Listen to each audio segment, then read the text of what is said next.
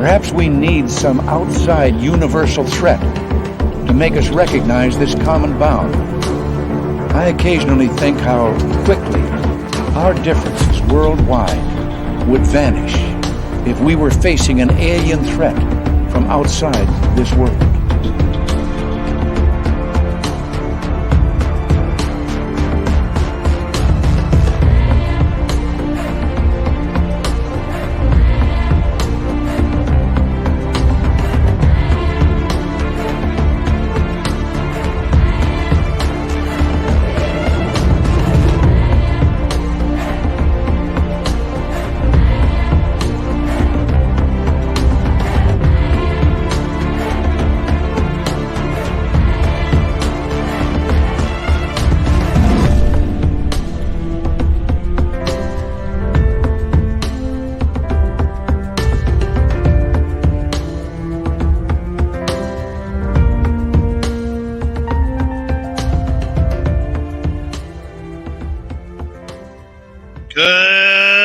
Welcome to Spaced Out Radio tonight.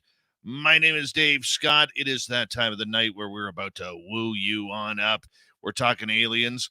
We're talking grays. We're talking UFOs. CAMILLE James Harman is here to join us, and her hair looks fantastic. I'm not going to lie.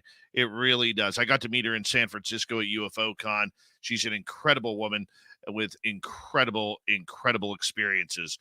You're going to learn all about her tonight. Dirty Filth is here with another cartoon. And all of you, so let's say hello. We got Race Fan in the gold medal position. Kira taking home the silver with little Timmy Senor, the resident Timbit, with the bronze medal tonight. Roy Boy, Penny Van, Lisa C., Brown Dwarf, good to have you all here. Eric Markham and Human Carl, a pair of great veterans here on Spaced Out Radio. We love our veterans around here. Moving on. We have, let's take a look here. There is D. Cohen, my man. How are you? Gizmo, how you doing, buddy? Gizmo will be signing autographs after the show. Line up to the left of the studio, if you don't mind, to the left of the studio. He will only sign for left-handed people, though. Got to be left-handed. All right, moving on here. Let us continue with our roll call tonight. We have Donna. Good Canadian kid right there, Donna. Jenny, how are you, my dear? Desert Rat, good to see you. Raymond L., thanks for coming on in. And there's my lady Lovey Love. Chris 716. Guy Calgary, how you doing, buddy? Good to see you. Dino Bravo fan. He'd be pinned by Iron Mike Sharp each and every time, man. He would. But you're ready for the woo, so we'll give you the 3 count. Kevin, how you doing, buddy? Ian McFadden over in Europe. How you doing, bud? Welcome to the Commonwealth. Underscore Maddie, your hair looks great tonight. You still look like Dave Grohl in your picture. I'm not going to lie, you do. All right, Emmy Tong, thanks for coming on in. And Jessica Jerry O'Brien, Pixie Lara, Brad Ford, good to have you all here. Robert Lamont, Esmeralda, Ozzy, oi, oi to you. Derek frickin' Galloway has returned. Millennium, my man. Obi Flett, can't wait to see you in Vegas, guys. It's going to be awesome. Sea Warrior Son, how you doing, man? Good to see you. Vinman has returned. Vinman will be signing autographs after the show as well. Light up to the right of the studio, if you don't mind. To the right of the studio. Yep, Vin is going to only be signing in gold Sharpie tonight. Daryl Zerline, good to have you here. Kurt M. Marlena, good to see you. Bigfoot in Germany, nice to see you, my man. Mike Bothwell, always a pleasure to have you here. Obi, thank you so much for kicking off the Super Chat tonight. The Super Chat is a wonderful way to support what we do on this show on a nightly basis. So thank you so much, my brother. Tim Mothman, Brad Roenfeld, how you guys doing? Paramarv, nice to see you. Mark Sanchez, have you got your Hawaiian shirts picked out yet, Mark? Vegas is approaching. We need the list of Hawaiian shirts. It's important. All right, continuing on here. John Sabe Malam, bonjour. And Vash the Impaler, good to see you. Ukrainian Anita, nice to see you, my friend. And let's see who else is joining us here. Willard Wright, always a pleasure. And let's go on here before we got to get old Bill WD-40 in. Jurassic Joey, thank you for joining us. Big Logic, welcome to SOR chat. And Dave Walters, how you doing, bud? Nancy Thames, good to see you, my friend. And Sundance Kid and me, Woiken, thank you for coming on in. Hi, Silent Listen. And let's go over here. Let's get the radio side going. So that way, Bill WD-40 can lube us on up. You can watch him join the Spreaker chat here momentarily. Crystal J, Mac Geek, good to have you both here as we continue on with roll call. Hi, Sparkles. Digger Dog, good to have you here. Ozzy Sue, thanks for coming on in. Crystal J again. And Glenn John McEnroe, the pride of Wimbledon. Nice to see you. Moving on, my brother Eugene. Always a pleasure, man. Can't wait to meet you in Vegas. Peppa H, thank you for joining us. And we are caught up. Caught up. Look at that. We have 30 seconds before we are about to launch tonight's show. I'm excited. I always get excited. I don't know why. Probably because we have the best intro in radio. With little brother is watching. Stargazer, how are you? Nice to have you here. Super Chat is open.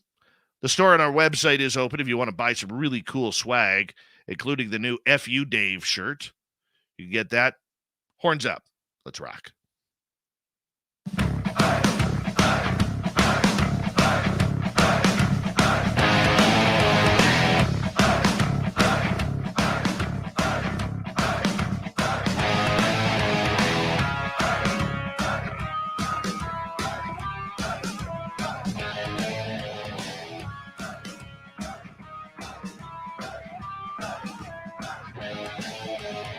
From the mountains of central British Columbia to you listening around the world, this, my friends, is Spaced Out Radio. I am your host, Dave Scott, sitting in the captain's chair of SOR headquarters. We welcome you to tonight's show on our terrestrial affiliates around North America, digitally on Odyssey Radio, TalkStream Live, and KPNL. All of our archives are free.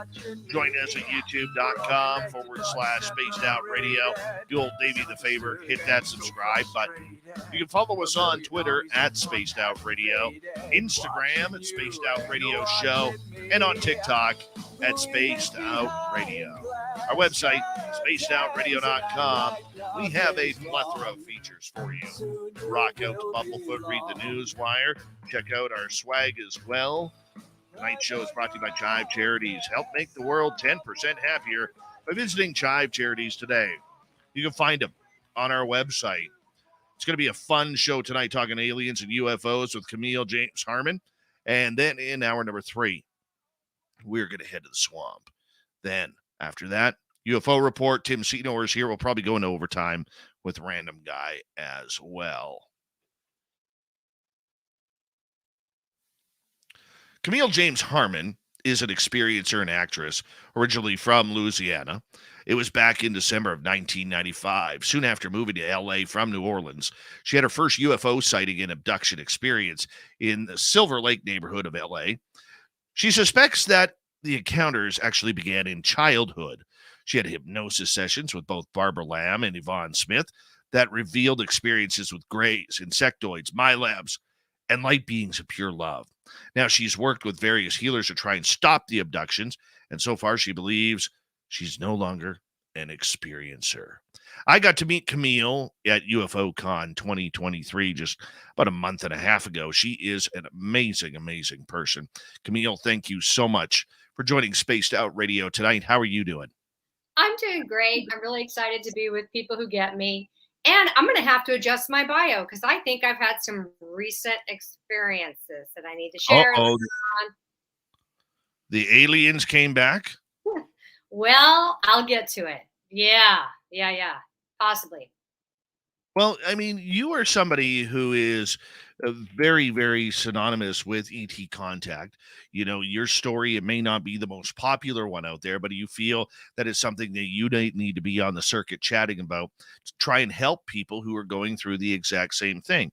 And I think it's absolutely brilliant. And getting to meet you and hear your story in San Francisco really made me pause because it sounded quite familiar. It really did. And I would say that, you know, probably would resonate with many other experiencers out there. So for you, prior to 1995, when your experience first happened with that UFO, did you believe in this phenomena?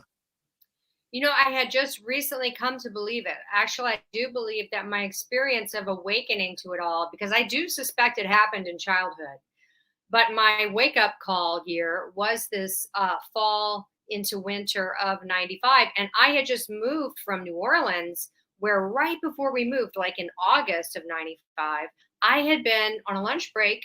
I used to sell art at an art gallery on Royal Street in New Orleans. And it was so hot and humid and there were no tourists. And so I went on this long break, and I felt compelled at the bookstore to purchase Whitley Strieber's book Breakthrough. It had this blue and silver cover with the alien face on it.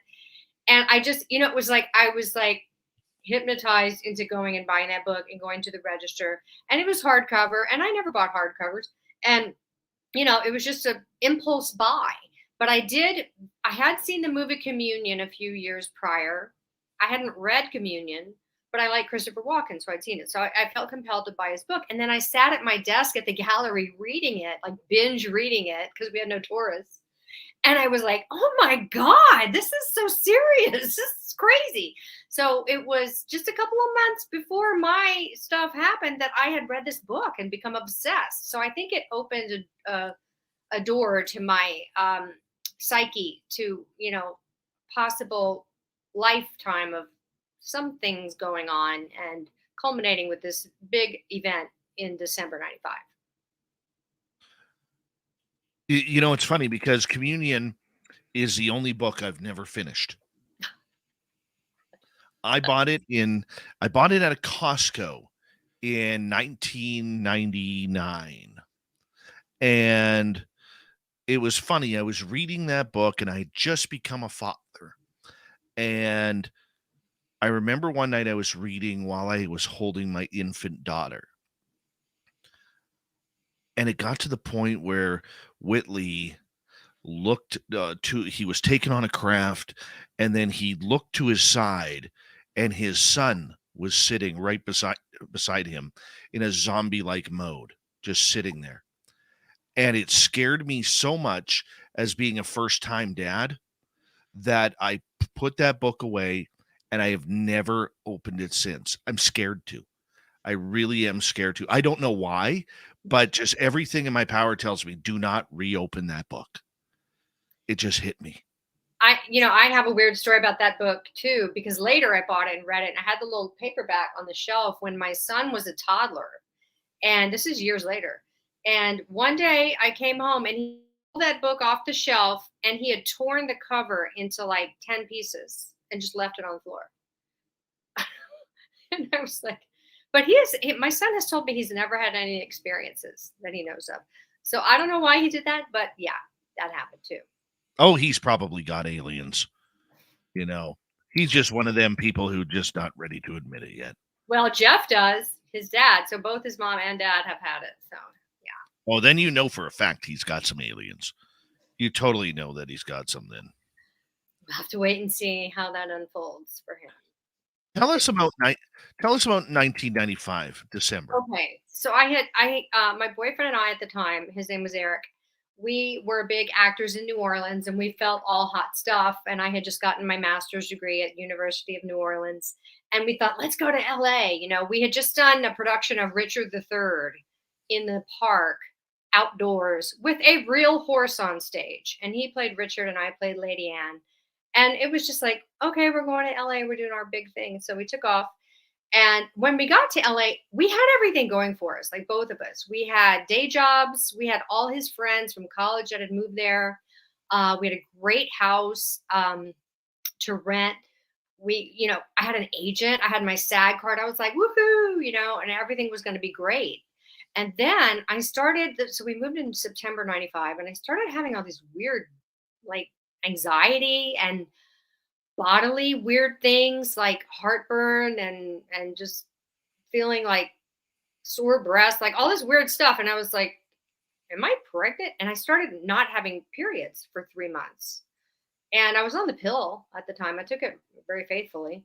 And I just waited. Now, normally in my life, if I'd ever been late that way, I would just go to the drugstore and get a test and take a pregnancy test. And I had never been. So it was weird that I didn't do that I didn't go to the store. I just kept waiting. So eventually in December of 95, we were walking our dog, and she saw this squirrel run a palm tree. And so we were laughing at the squirrel, and we were looking up, and there was a UFO over the palm tree in broad daylight over Los Angeles. And it was black, and I'm not sure what shape it was, because it had like a shimmer around it, like a plasma field of something around it in my triangle. I don't know. I couldn't, it was so high, it was hard to make out the shape. And I was so excited. And Eric was teasing me. He's like, "Oh my God, is that a UFO?" And I was like, "I think it is." And I gave him the leash, and I like left him with the dog, and I ran home to report it. And I called MUFON, and they had a number on the phone book back then. And I said, I want to report a UFO. And so I did. And then they also told me about the monthly meetings at the Pickwick Center in Burbank back then. And I said, "Oh God, I'll be there." I thought that was very exciting.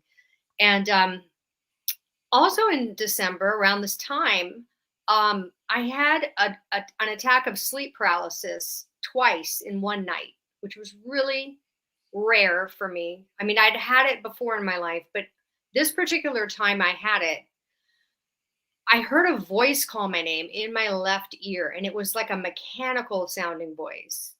And it just, Camille, said it like a little robot, like Camille. And I was paralyzed. I couldn't move. And I was like, "What the hell?" And then I had an image. This was so weird. And I don't even like saying this because it's so weird. But I had an image of a gun pointed at me. And I was like, "What the hell?" Like, I never had hallucinations. And I've never had that since. I've never had anything weird like that where I heard anything or saw anything while I was in a state of paralysis. But I did. And it really scared me. And then it happened again the same night. And I, woke my boyfriend up moaning when I came out of it. And he was like, what's wrong with you? And I was like, "I couldn't move." And I was trying to explain it to him. So flash forward a couple of months, I go to the MUFON meetings, right? And Kim Carlsberg is the speaker, and she's got this book with all these pictures, and she's telling her story of also being in the entertainment industry as a set photographer for Baywatch at the time. And she was having all these abductions in Malibu that were really intense, like where she was conscious and they were coming through the walls, and she had the hybrid baby and the whole thing. And I was in the back row of this MUFON meeting, like shaking. And I had this feeling like, "Oh my God. I mean, am I one of these people? Like, it feels like I'm one of these people."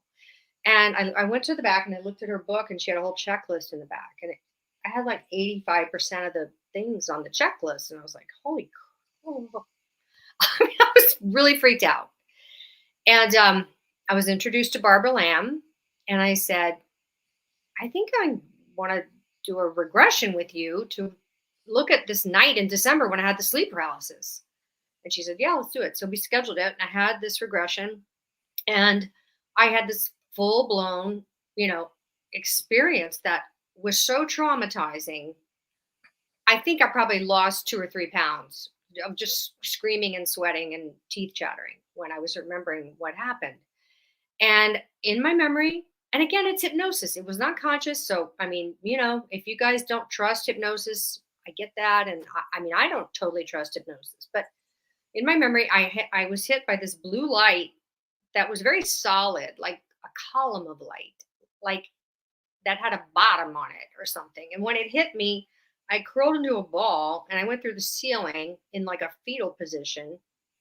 And the next thing I knew, I was unfolded, and I was on this table in a undistinguishable white misty room. And I was terrified, and I couldn't function. And Barbara was talking with me through it, and she asked me to look around, and I was just going, "Everybody's looking at me. Everybody's looking at me." She goes, "Well, who's looking at you?" And "Take a look, dear." So I look, and there's this row of beings, all looking alike, with the long arms and the big heads and the black eyes. And they seemed to me to be, I don't want to say short, but not tall either, just kind of skinny. I don't know how tall they were. It was all misty. And they had white robes on, and they had like a high collar up to here. And they had some kind of an emblem on their chest that seemed to me to be like a triangle inside a circle. I don't know if it was a necklace or a pendant or I don't know what it was, part of their robe. And they were telling me to relax, and they told me I had a baby and they wanted it. And I was losing it. And Barbara said, "You can go above your body and watch this memory from above." And so I popped out, and there was this flash of an instrument, like a gynecological speculum kind of thing. And the next thing I knew, some being that I could not see was very quickly pulling some little something out of me that I could see through the slats in this speculum thing, and just walked right out of the room with it. And I was just like weeping and crying and saying, "They didn't even let me see it." And I was just, it was devastating. And, that pretty much wrapped up the experience. And I went home with my little cassette, because she was putting them on cassettes back then. And I played it for my boyfriend, and he was like, "Oh my God." Like, our lives are never going to be the same. And I can't even imagine the paradigm shift of that. Like, unless you've been through it, you can't imagine what that does to your life. Like, that moment of learning something like that might have really happened to you, and having the physical correspondences of it, and trying to figure that out. Like, what was that? Was that real? Was that, I don't know. And I of course explained it to my mom and, my relatives, and they were like, "Oh my God," because I was always really in the family. I have multiple degrees. I did really well in school. I was very logical. I had never had a paranormal experience before that I had recalled. And they were like, "Poor Camille, what the hell?" So, and everybody tries to offer you an explanation of what it could have been. Like, people would say, "Well, maybe you had an abortion and you feel guilty and it was like an abortion thing." And I'm like, that might make sense, but I've never had an abortion, so that doesn't apply to me. So next, like, nobody could make sense of it to me other than that it was what it was. And so that was the first one. And then I had other events happen later that year. Well, actually the following year, 96. Yes, it's 96, this regression and the following. So I woke up 3 mornings in a row because my alarm clock said 400, and I didn't hear a noise or anything. I just sat up in bed, like, with the clock going 400. I'm like, what the hell? Why am I up? And my boyfriend was out of town. He was in New Orleans shooting something.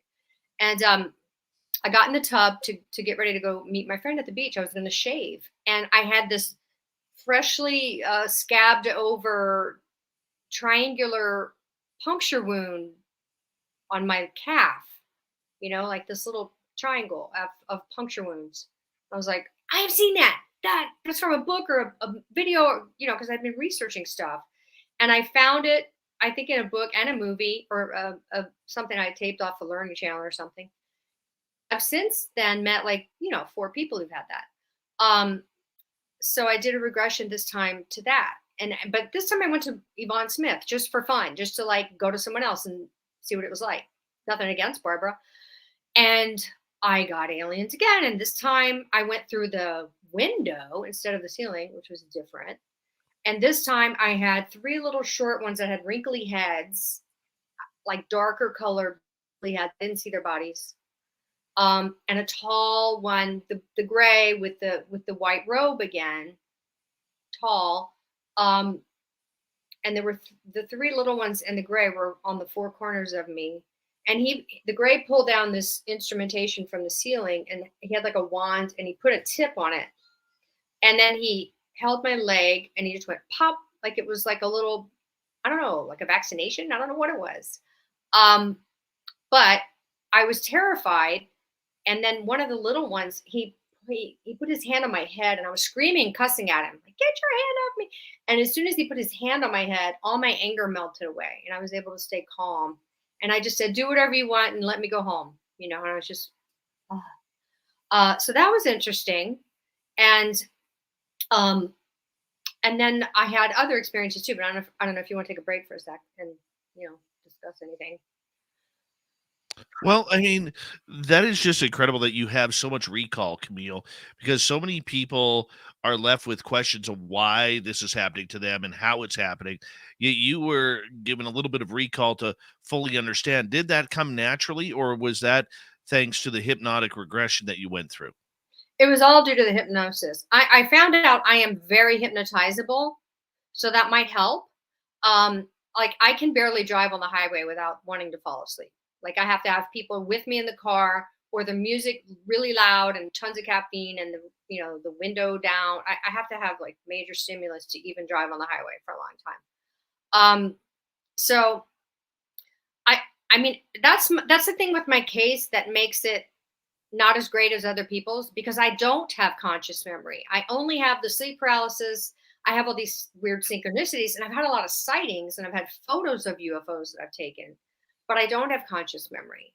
And or until maybe last month, which something weird happened. But so the next thing that happened was my dentist. I went and got all my fillings changed out. You know, when you have the silver ones and then you get the white ones because they look better.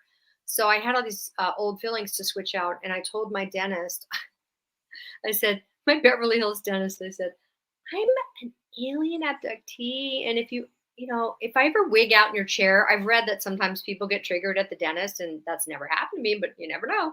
And I said, also, if you ever find anything weird in my body, you have to tell me. And he was like, okay, whatever. And so anyway, we do our thing. We get all the new fillings in, and then one of them was hurting me, and I went back to him a couple months later. I said, they're all good, but this one.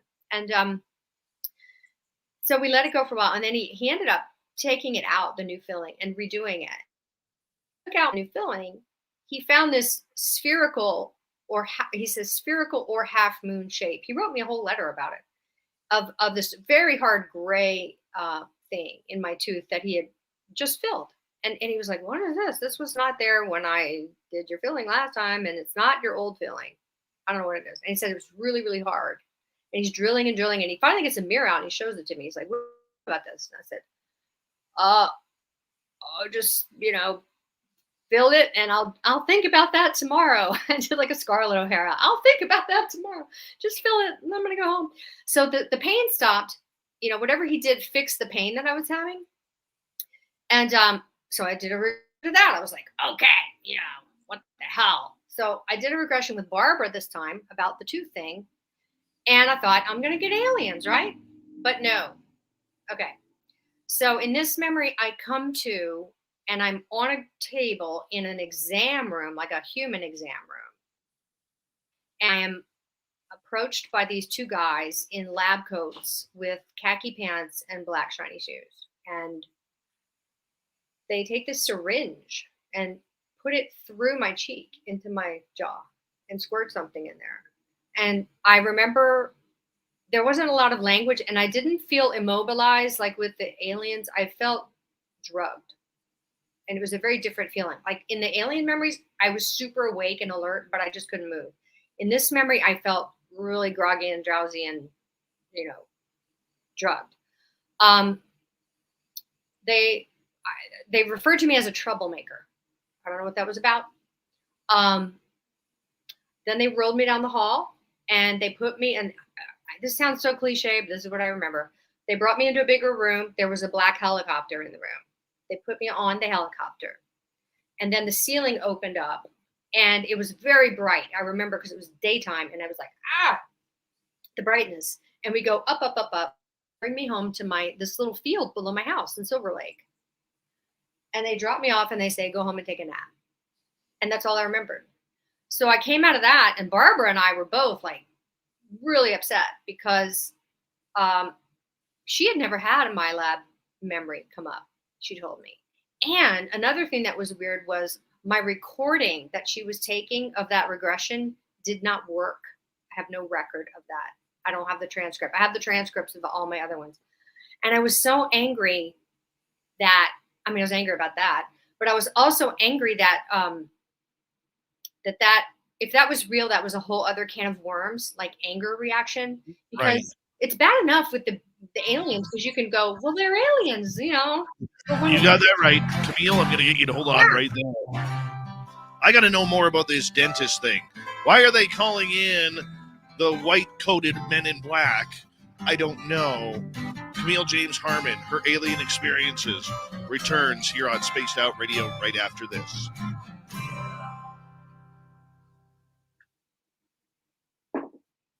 That's a strong start. Good. Strong start. Yep. Dirty Filth, you're off to a strong start too, buddy. Where's Blob? Is Blobbert around? There's Blob. I'm trying to read the comments, seeing if I'm being weird. Someone's making fun of me waving my hands around. Just love it. Just love it. Kira would like to see your mug again. Oh my gosh, my giant mug. They're loving you. They're loving you so far. Keep it up. Keep it up. Yay.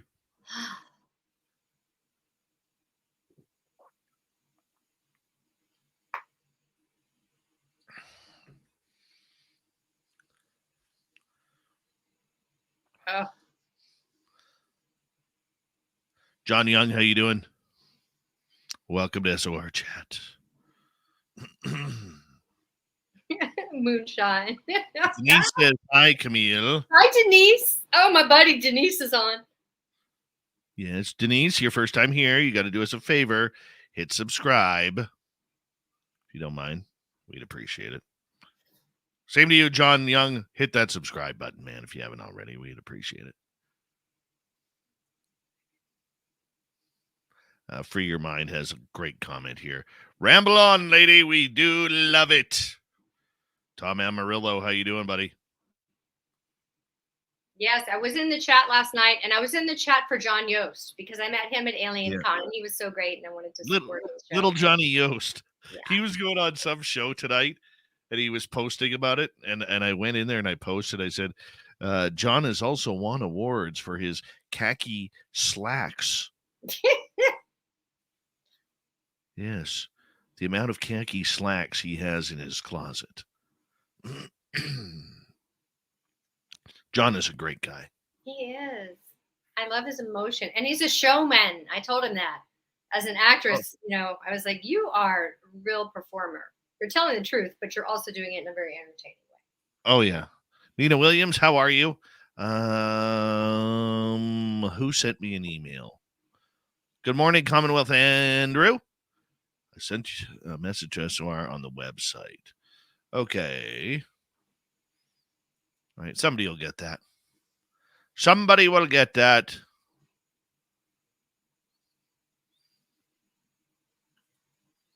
Mm-hmm. Doug Shelby is late. The Doug Shelby is late.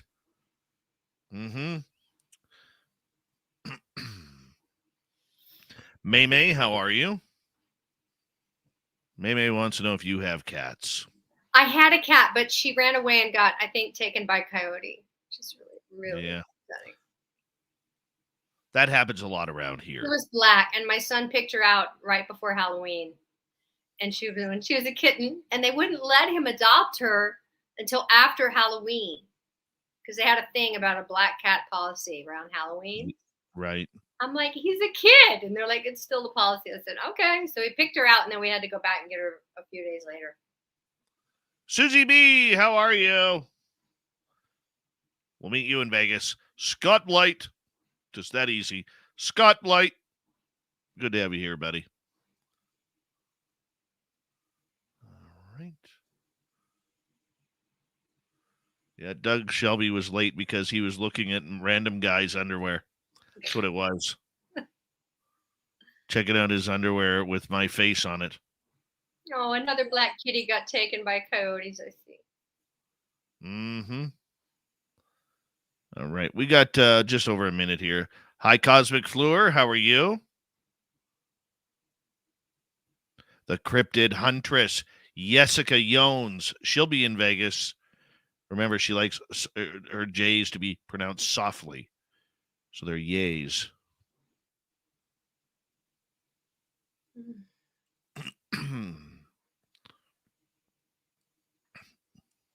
Dirty Filth, I got all the t-shirts ordered for Vegas today. And I got one purple one just for you.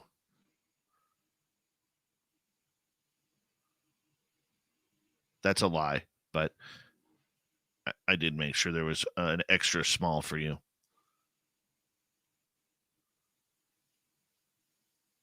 All right. Thank you tonight to Obi Flett, the lovely Kira, and Mark Sanchez for the amazing super chats. The super chat is a wonderful way to support what we do on this show on a nightly basis. So thank you so much.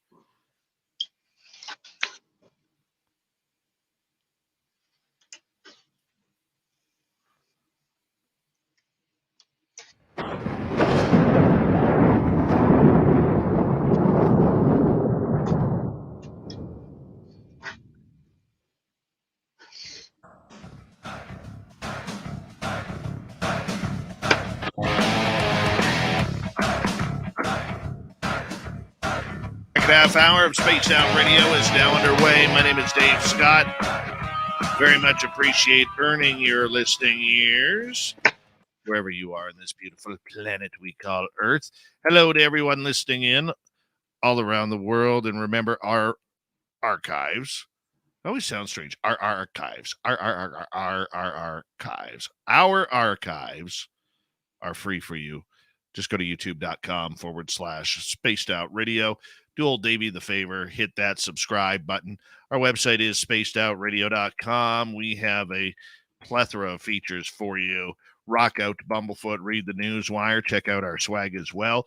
Follow us on Twitter at Spaced Out Radio, Instagram at Spaced Out Radio Show, and on TikTok at Spaced Out Radio.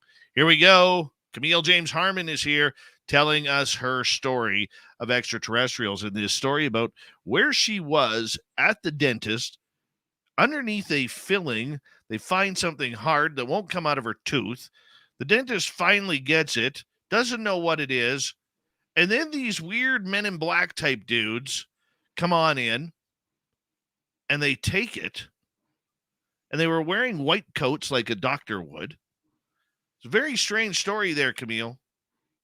Very strange. The men didn't take it. The dentist drilled on it, and because of the dentist drilling on it, I went and got a regression to it to see what that was about. And I got these men injecting something into my cheek. So that it wasn't like a memory of people going into my mouth like a dentist would. It was a memory of whatever it was being inserted through my face. And I did later get hooked up with a doctor who was interested in abductees, right? Because I was on this. I mean, besides just getting regressions, I was trying to, really deal with this in multiple ways. I was going to healers that said they could make it stop, and I had people work on me, and it did stop. I also was dealing with MUFON, and Don Waldrop hooked me up with a Navy doctor who wanted to see me, and we had a meeting, and he wanted me to have the tooth pulled so he could analyze it, but I wasn't willing to do that. And as far as they x-rayed the thing in my leg, but there was nothing in it. So that's why I think it was some kind of vaccination. I don't know. Yeah. So I was doing things. I was going to Bashar channelings. I mean, I was like, help, it was just information.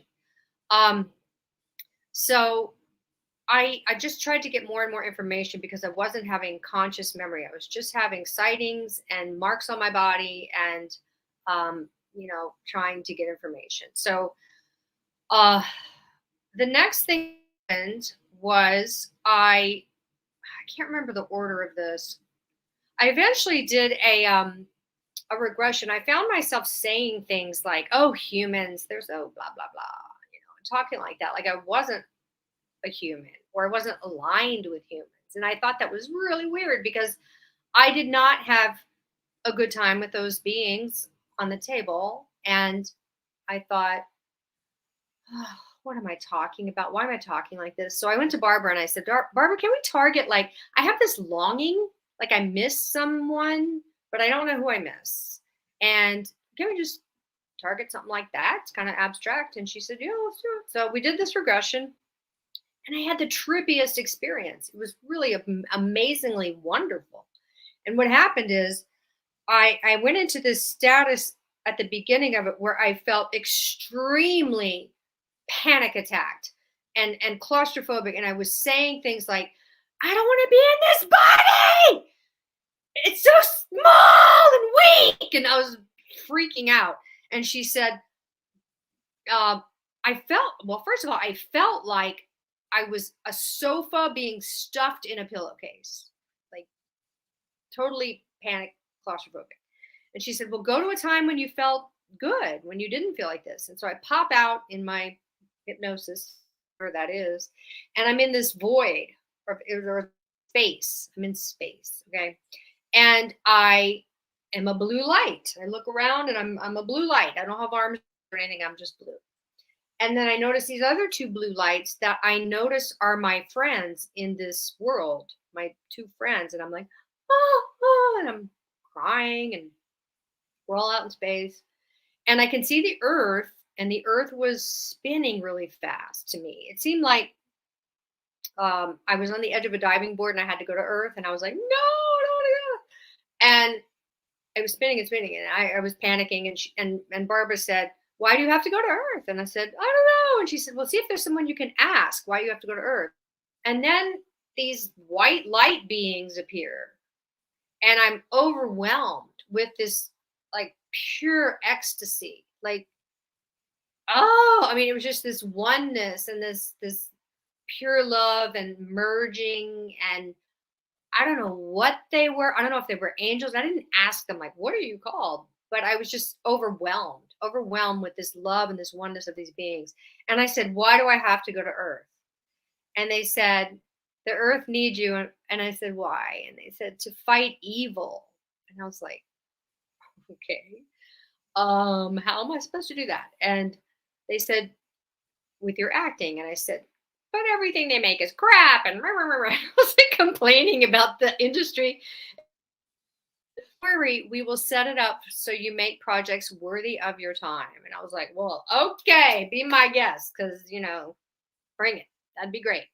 And I said, am I supposed to like talk about you? And they said, no, you're supposed to be acting. And they said, the reason you're doing all these crappy jobs, they didn't say crappy, but like I was catering and I was doing all these other weird jobs.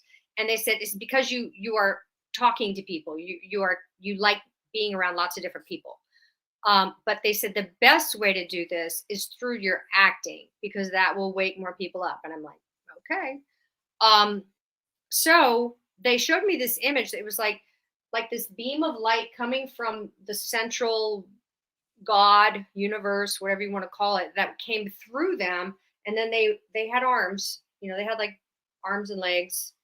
And they were pointing it at earth. They said, we're always here. And they had this image of them filtering this love energy to earth. They said, but it's like you're all walking with umbrellas. And they gave me this image of everyone walking around with umbrellas. And they were trying to shoot this love onto people. And it was a challenge. It was like a video game. They're like, oh, that one. Oh. And it was really beautiful. So that memory was just, and I did remember like being a baby and having this white hand with the white, and they had white robes. And then I was saying things like, they're my home, they're my family. I used to wear white robes. And, that's what I was saying. I'm just saying. And so I remembered one of their hands being in my crib, and then it was taken from me and I was crying like, no, don't go away.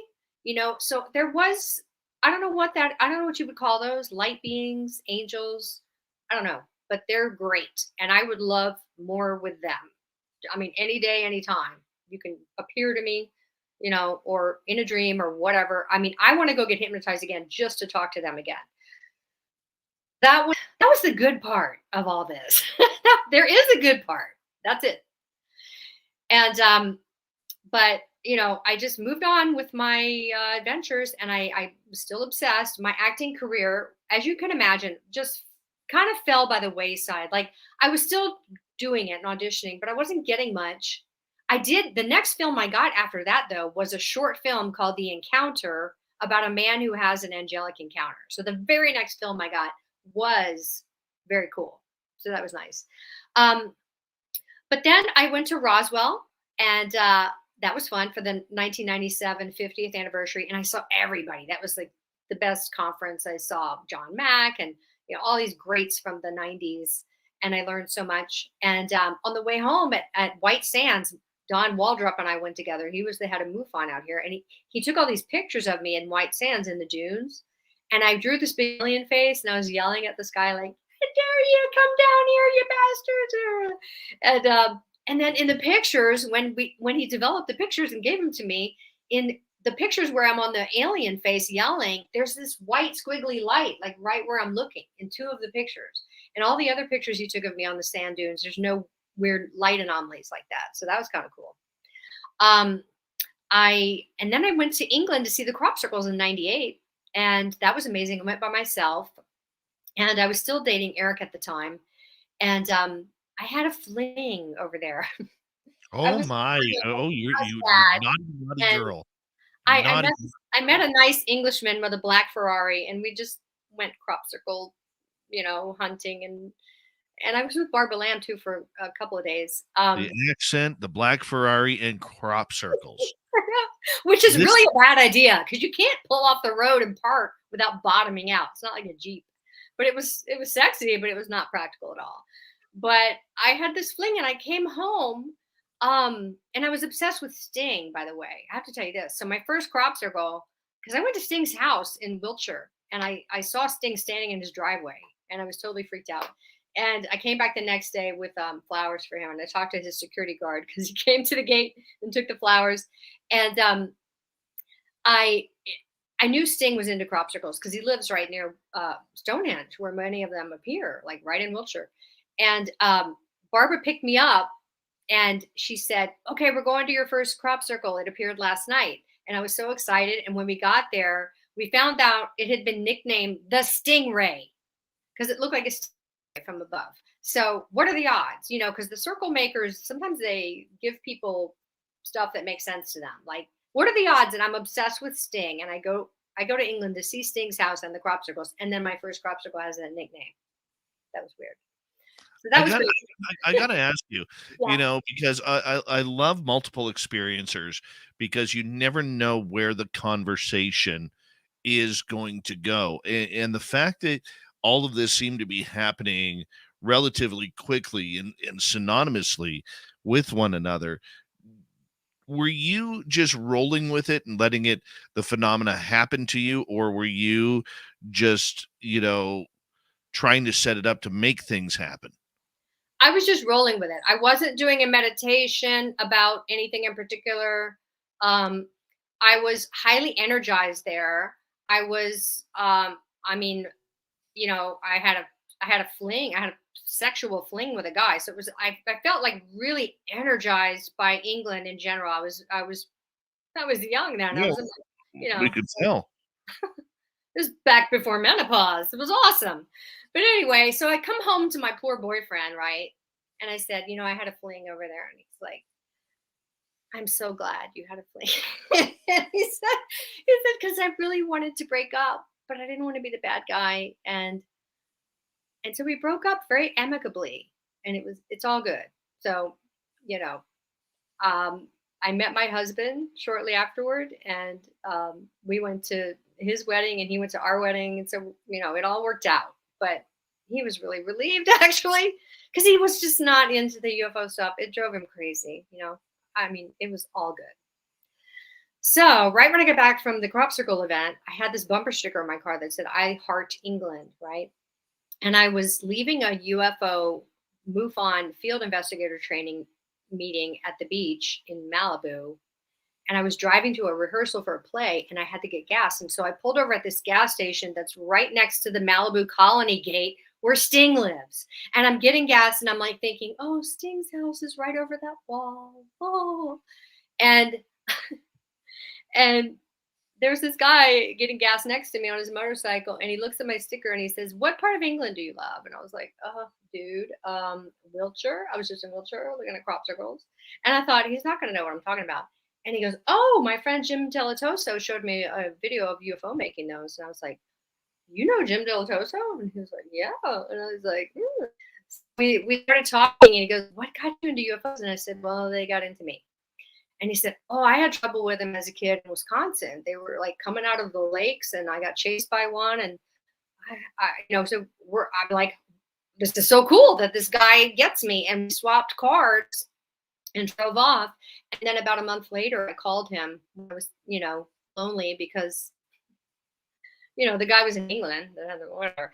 And I called him up, and we had our first date, and that is my husband. So that was in 1998, and here we are. So I feel like all of these events came together, right? And yeah, so that started that phase of my life, being married and having a kid and everything. Because we met at a gas station talking about my bumper sticker. Them damn bumper stickers could be trouble. And he still teases me about bumper stickers because I always have them on my car. And sometimes they're so corny, he'll make me put them on a magnet because when he drives in my car, he doesn't want them on there.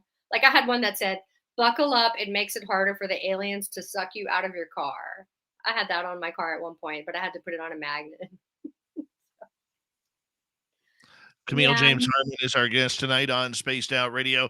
Camille, a lot of experiencers, when we talk about our stories, we talk about them so nonchalantly that it's like describing a family reunion or cheering on the football team in high school or whatever it may be.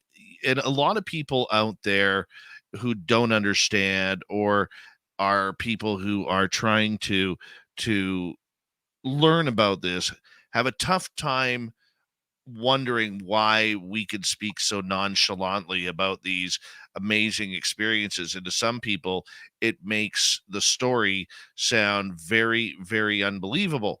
So I'm curious for you, being so comfortable with telling your story, how do you think you would, or how was your reaction when these situations were happening compared to now when you're older, you've Right. looked back on these stories and you've grown comfortable with them?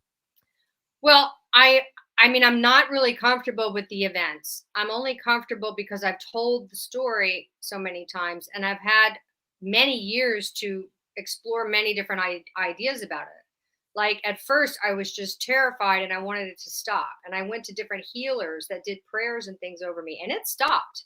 Okay. And I haven't even gotten to my born again Jesus experience where I thought all aliens were demons. And for 9 years, all I did was go to church. So that's still coming in the story. So I've had many different, reactions over the years to what I think this is.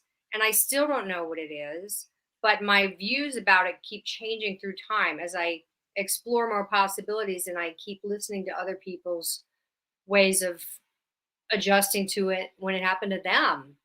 You know, I'm still on the fence about it. I'm not like super pro alien, you know. So I want to be real clear about that. But, there's more to the story. So um anyway, I met Jeff. Um we we had this thing in common. He's also an astrologer, so I thought that was interesting. And he looked at my chart going on back in 1995. He said, "Well, look what you had going on at this period. You had a Saturn in the 12th house, you had progressed moon in the 12th house, and those both symbolize the unconscious, that you would have a restructuring and emotional awakening of your subconscious." And that was very interesting to me, that, when all this came about, I had those things going on in my chart.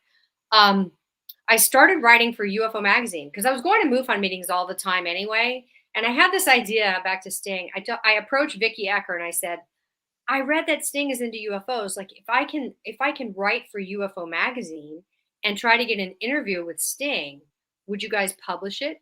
She said, "Oh yeah." And she said, "But just write for us anyway, because I would love to give you a bunch of other assignments." So I said, "Okay." So I wrote for UFO magazine between 2000 and 2004, and I covered the MUFON meetings, and I covered Conspiracy Con and all kinds of things. I covered a play that was written about aliens and a story about Atlantis and just random things. It was really fun. And I got, special access to the speakers because I was writing an article, I got to email with them and get their, photos that they wanted to use in the article, and I got extra time with them, and it was great. You know, a lot of big names that I interact with extra time to ask them questions and things. So it was fun. Then we moved to Tucson, Arizona. We just up and left. And what happened was when Hurricane Katrina hit, right? That was 2005. And I was so traumatized by that, sitting in my apartment in Beverly Hills, like drinking red wine, going, oh my God, it's happening. Like the world's, you know, the Gordon Michael Scallion maps are coming true. I was really freaked out about earth changes. And when I saw New Orleans get flooded and all, it was very emotional for me because that's my home city. And I said, we got to get out of here. California's going to fall off into the ocean. Like, we got to go. And Jeff's like, oh, but you know, I had kind of not been acting much with the kid and everything. He was 3.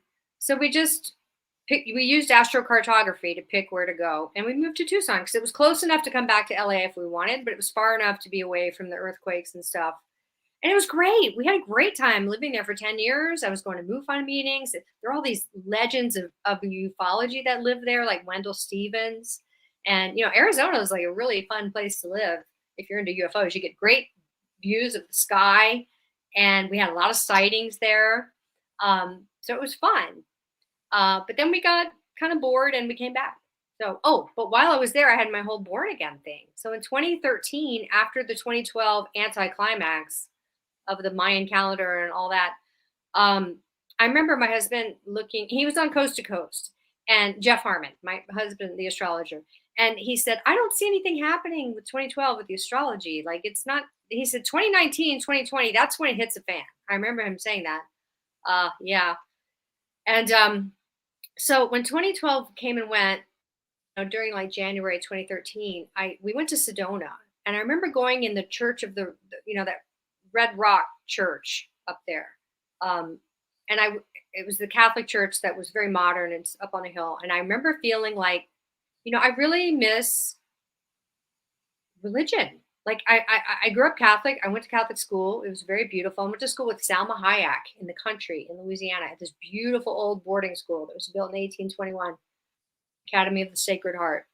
And I felt this longing, and I was trying to write my book. I was starting my memoir of all this, and I point at the end where I was like, I don't know what this is. I don't want to lead anyone astray. And I just prayed. I was like, God, please help me like know what this is, so I don't give anyone the wrong information. And after I made that prayer, I started finding these books that were like kind of like the aliens or demons theory.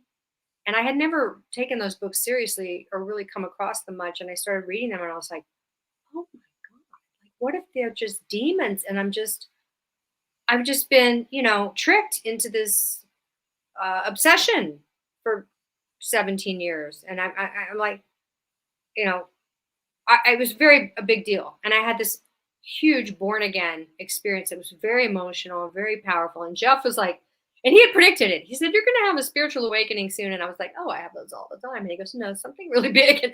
And then I had this born again Jesus thing. And he was like, oh my goodness. Like, he was like, okay, you can love Jesus and you don't have to join a church and get all crazy religious. And I was like, no, I have to be around my people. And I went back to the Catholic Church, and I got confirmed. And I mean, he was just watching all this like, wow, you know, my open-minded new agey wife is now like doing this.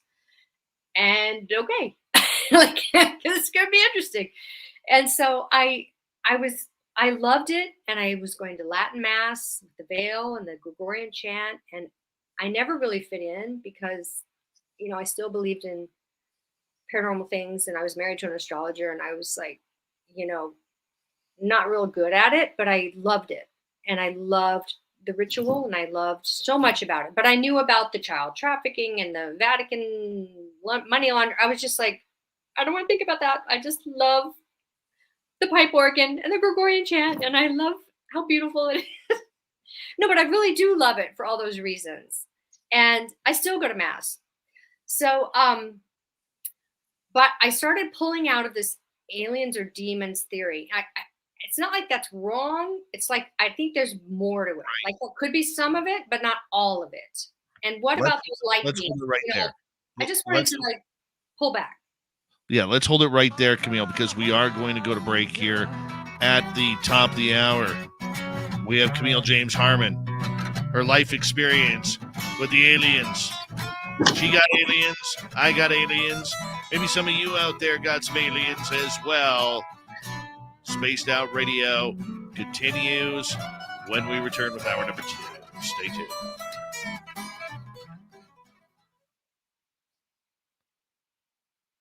All right, we're clear.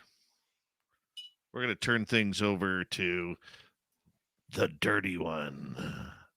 Hi, Lori Barnes. How are you? No, Lori Barnes is not the dirty one. Uncle Bones is not the dirty one. Deb from Sac, thank you for that lovely super chat. The dirty one is Dirty Filth. Take it on over, Dirty. Camille, we got about 5.5 minutes, okay? Okay. Hi, Magnus. Hi, Trace. Alien Believers, how are you? Dirty Filth, take it away. Hi. So, am I being seen right now or anything? Or do you want me to get up? Everything's still live on YouTube. If you gotta Okay. feed the poltergeists or grab tea or something, it's all good.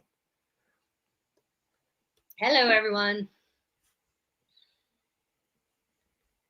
If you can see the chat, they're still ranting am. away there. So I still have an hour to talk or a half an hour. What exactly? 1 hour left. Okay, perfect. Because I'm about halfway through my notes. So that's about halfway through my story.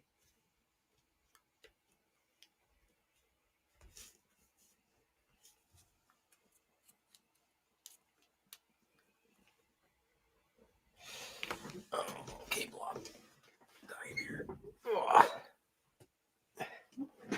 Starting to lose feeling in my legs because the cat's been laying on me all show. I'm sorry I haven't been keeping an eye on the drawings. Now I can focus on that. It's not quite done yet. It still looks pretty blobby, but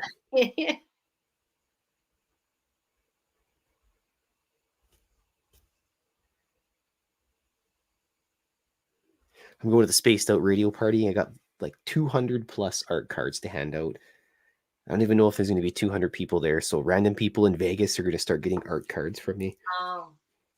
And then they'll go home and find this. They'll remember this card. They'll go look up aliens and stuff and go down the rabbit hole like the poor secretary at my work. I was like, hey, you should check out this movie about aliens. And then Missing 411. And now she comes to work. She's like, Klaus, I watched the show yesterday about Sasquatch. She's like, how much do you know about Sasquatch? I'm like, a little bit. And then, yeah, it's kind of comical. Anyways, I'm ranting away. I apologize. No, it's great. I'm just reading the chat. I hope everyone's having a great time. Yeah, no, it's all great. I'm just, it always makes me nervous. This is only my second podcast on this subject since back in the day. Like when I was doing stuff earlier in life before I moved to Arizona and stuff. But this is the first one since all that because I kind of dropped out. I guess I should explain that. I used to do TV shows and interviews and then I dropped out. That can be. I don't know if I had interesting things happen to me, I don't think I could sit there with my face on the internet and tell stories. I don't mind drawing because it's a little easier. I don't have to tell any stories. Oh, there's the kitty. It's Calico. Yeah. Yeah, it's Blob. Hey, Blob. Yeah, she's like 10,000 years old. Oh. Someone asked me my favorite Sting song. Oh my gosh, there are too many. I met Sting like 3 times, by the way. He was very nice. Thank God.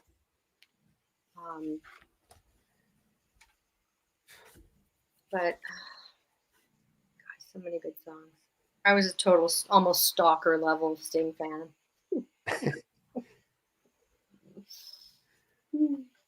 My favorite Sting moment was when he was on The Simpsons digging out Bart from the bottom of the well.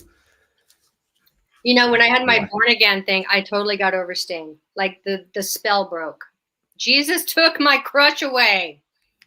Jesus stole your sting. Yeah, isn't that wild? So Carry on. now that How you're unborn again, are you back in love with Sting?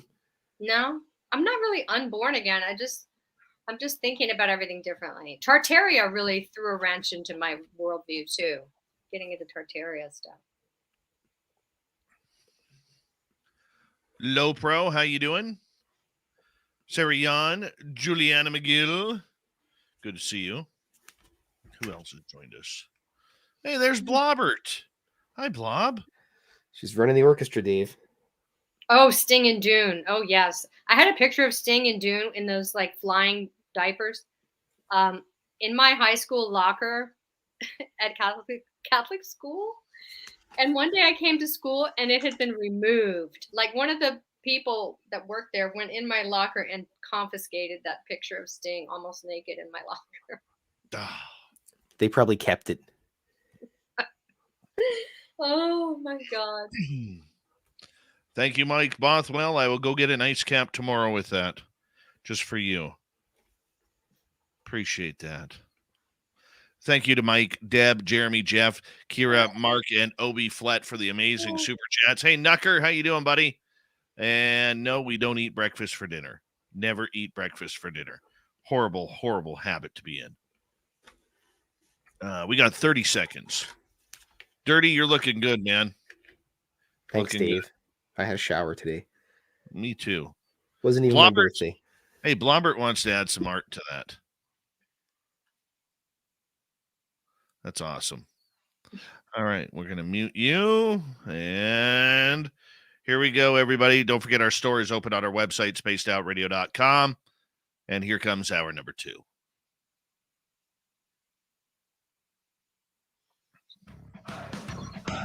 You're listening to Spaced Out Radio with Dave Scott. Follow Dave on Twitter at Spaced Out Radio and on Facebook, Spaced Out Radio Show. Here we go with hour number 2 of Spaced Out Radio tonight. Thank you so much for joining us. My name is Dave Scott. Very much appreciate earning your listening ears wherever you are on this beautiful planet we call Earth. Hello to everyone listening in on our terrestrial affiliates around North America, digitally on Odyssey Radio, TalkStream Live, and KPNL. All of our archives are free. Join us at youtube.com/Spaced Out Radio. Do old Davey the favor, hit that subscribe button. The Desert Clam has set the password for tonight in the SOR Space Travelers Club.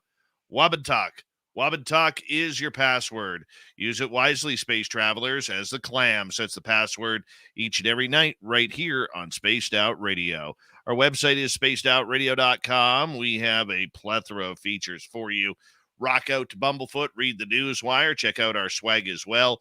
Follow us on Twitter at Spaced Out Radio, Instagram at Spaced Out Radio Show, and on TikTok at Spaced Out Radio.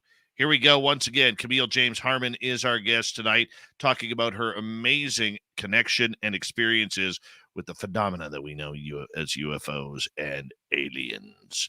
Yes, that is one of the things that we are talking about tonight. CAMILLE, welcome back to the show. Thanks. I'm seeing some questions in the chat that are reminding me of things. So I will get to them. Okay.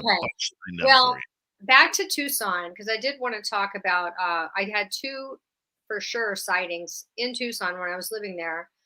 One night, right when we moved to town and I established a friendship with the MUFON crowd, I invited them over to our house, and we had this great house on an open acre with a great view. And we were in the back patio, and there was a plane that was, taking off in the distance. It was dark. It was nighttime. And then behind the plane was an orange orb following the plane for a while. And I remember a few of us saw it, but we didn't get video of it. Nobody had cell phones in their back pouch, back pocket, whatever, right back down on my patio. But it was pretty cool. And then another time I was coming back from Walgreens with my kid in the back seat. He didn't see it because he was a little kid in the back. But I saw a row of 5 lights over the mountains, Tucson mountains facing west, and they went off in sequence right in front of me. So and I saw those mountains all the time. I knew all the lights that were normal because it was right by my house. And I was like, oh my gosh, that's like a craft. And then when I got home, it had been in the news, and people had said that it had interfered with their TV signals and also the traffic lights. So that was seen by more than just me.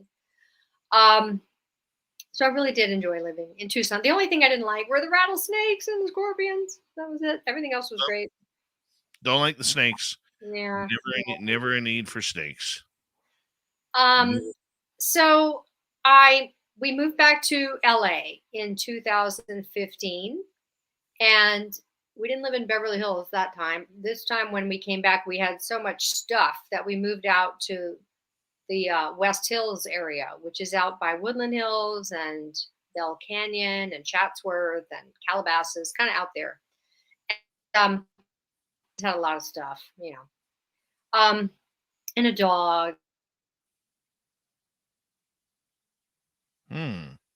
I started acting again, and I had to all over because all the clips I had from my old acting days were useless because it was 10 years later now, and I Tucson with my husband that he created, but I had a clip from that. But I had to start over and do student films and things like that really well. And I ended up getting very lucky and cast in a big film. I have a speaking part in an Oscar-winning film, which is pretty cool. And it was the movie Vice with Christian Bale playing Dick Cheney, Bale and Steve Carell, and all these amazing people, Amy Adams. And I just lucked out, So that was fun. And then I booked Shameless. I did Shameless one episode. That was fun. And you guys. Camille, your signal seems to be messing up there a little bit because it is stalling. We'll try and get you right back here momentarily as we get that reconnected, because we do want a clearer line for you. The one thing that I like about her story is how consistent it is. And, earlier in our chat room, I read someone say, this is all BS. I'm tired of these lies and everything. You know what? I'm tired of people saying that people's experiences are lies. I really am. It's something that I take wholeheartedly as not only an experiencer, but a journalist, that we need to learn about these experiences, and how we learn about them is through people like Camille coming on in and discussing what has happened to them. You don't have to believe the story. You don't have to believe it at all. But you aren't standing in their shoes. And I know that from my own experiences in dealing with people who are like, hey, I don't believe your story. I don't believe that story about you in the forest. I think you're BSing about that. I think you're lying about that, because that's a powerful word when you can accuse someone that you don't even know and never heard their story before of lying. And my reaction usually is, were you there? Tell me where Mission, British Columbia was. Tell me what the farm looked like. What kind of dogs were they? How big were the trees? All that kind of stuff. It's okay not to believe. You don't have to. But remember, you're giving opinion on somebody who's trying to tell what happened to them. That is the big difference. That's a very big difference in trying to do what we do on a nightly basis. The experiences are how we learn. And somebody who is an actress like Camille, who has studied this for well over 20 years, she's going to be smoother because she's used to talking in public. She's used to talking on a microphone, and her story is going to be much easier for her to explain. Now, I find it funny that this person in our chat room has to has to pronounce very loudly, "Oh, I'm unsubscribing from your channel on YouTube because of this type of BS." Okay. Yet, if I talk to our radio stations in Vernal, Utah, in Mississauga, Ontario, in New Orleans, in Noonan, Georgia, Ridgecrest, California, down in Apache Junction, Bellingham, Washington, our ratings just keep going up because there's a yearning from the public to hear these stories, to learn about these stories, to hear about people's experiences. The experience is important. It really is. Because it brings a reality to what is actually happening outside of this government garbage where we're never, ever going to get the real truth on what's going on. Remember, the government doesn't want to tell you the truth on UFOs. They don't want to tell you the truth about what's going on. They want to play this UAP game. But when it comes to the experiencers, they have no answer for it. That's why you hear the scientists and you hear Sean Kirkpatrick, the head of Arrow, when he was speaking in front of Senator Gillibrand, stating that the public's inquiries about this are not important. They're not cognizant to the research. They don't want us involved. They don't want real people like you, like me, talking about this subject. No. You know why? Because we know the real story. We know the story because it's people like CAMILLE who absolutely have the full effect of what's going on. Right? That's the issue that we're having. Is she has the full effect of what's truly going on. And you know, it's hard. It's hard when you're going through that. Okay? It's hard when you sit there and you try your darndest to be truthful with people who are very curious about your story. It's hard going on stage at a conference and telling a bunch of strangers, this is what happened to me. Yet here we are. All because one person doesn't want to believe. You don't have to believe. That's your call. But just because you don't believe doesn't mean the person is lying. Well, where's the proof? Show me the proof.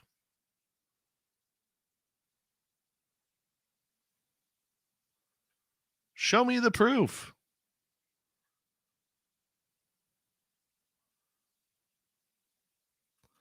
Well, the proof is the person's story. The proof is what they've gone through. Let's go to John here. Can the current contactee ask or persuade the aliens to come out, help us with disclosure? John, I want to explain something real easy. And I'm not saying this as insultive to you. Okay, so please don't take it that way. There is no disclosure. There is no disclosure whatsoever. What we are seeing right now is a confirmation. And I heard a theory today, I read a theory today that had to do with AI. And the idea that AI may be opening up wormholes and time travel. Disclosure is the government coming out and telling us everything. Everything. What happened at Roswell? Do we have time travelers? Do we have a secret space program? Have aliens landed here? Has the government contacted aliens? Have they been contacted by the extraterrestrials themselves? Do we have crash retrievals? Have we been able to reinvest in that technology and reverse engineer it? This is what comes up for me. This is what happens during a real disclosure. We need to know what was flying over the Phoenix area during the Phoenix lights. We need to know what is happening with a lot of these subjects. Persuading the aliens? No, they don't care. They don't care. They're going to come down on their own timeline, not when we want them. Let's bring back CAMILLE James Harden here on Spaced Out Radio. And CAMILLE, a little bit of a boo-boo there with your computer, I guess, or the signal or whatever. Them darn aliens not wanting you to talk about this, but that's okay. You're a trooper and you're back. I'm back. Sorry about that, guys. I don't know where we left off. Well, you know what? Well, this is a good time for us to actually get to some audience questions here. Let's start off with B. Woykin here. How do you even try and talk about this since it's so personal? I think part of that is the way I'm built. I'm a communicator, and I'm always on a quest for the truth. That's my underlying theme of my life. So no matter what it takes, I'm just, that's what I'm looking for. I'm looking for the truth. And I think that I enjoy being a puzzle piece because when I tell my story, I learn so much back from other people. And all my experience of explaining this to others has been very positive in that because I tell my story, other people tell me theirs. And then you realize this is so common, not specifically the alien stuff all the time. It might be some other paranormal thing, but people are having paranormal experiences, like many people. And if you don't open your big mouth, you won't hear it from others. So I think I'm just built that way. I'm a communicator. While you were gone, earlier in the night, we had a person in our chat room who was basically, sick and tired of hearing the anecdotal stories of experiencers such as yourself. Said they were unsubscribing to our YouTube channel because they couldn't take the BS anymore. My argument to that is, as I said to our audience, is this. Experiencers need to be able to have a voice and have a say. They are a part of the community, whether people like it or not. They may not have evidence outside of their stories, but it's those stories that do help. Like you say, you're a puzzle piece. I'm a puzzle piece. The people in our chat rooms and listening in who've seen a UFO or had further contact are part of the puzzle pieces.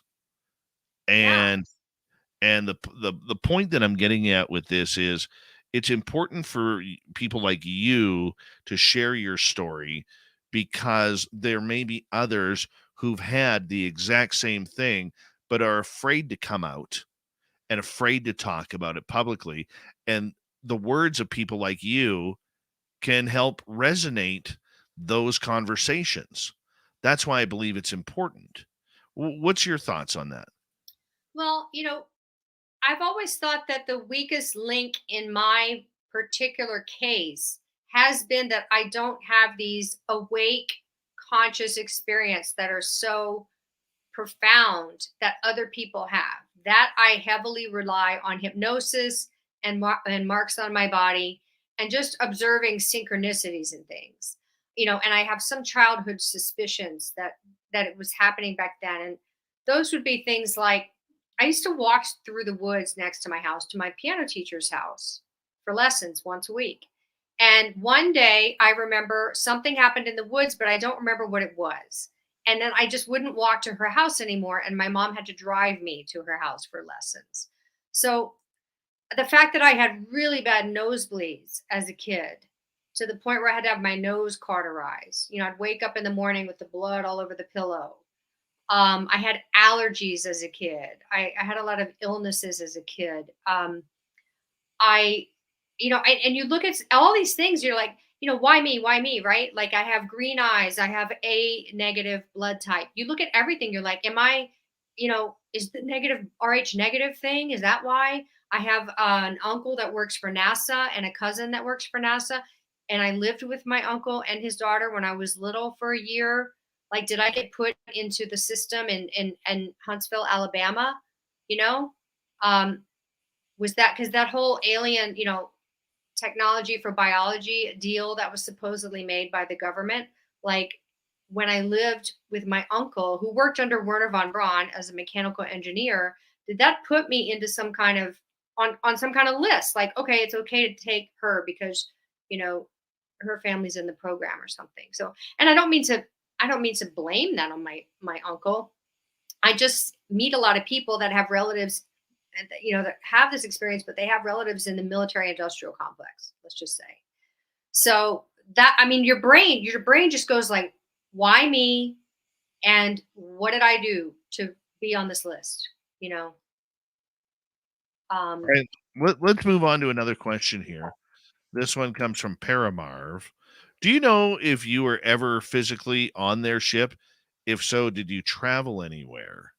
I do not remember ever being on a ship except being on a table and having those two procedures, those medical experiences. I know I read stories about people who are on the ships and they're flying and they're holding babies and they're doing all these other things. I don't have any memory of that.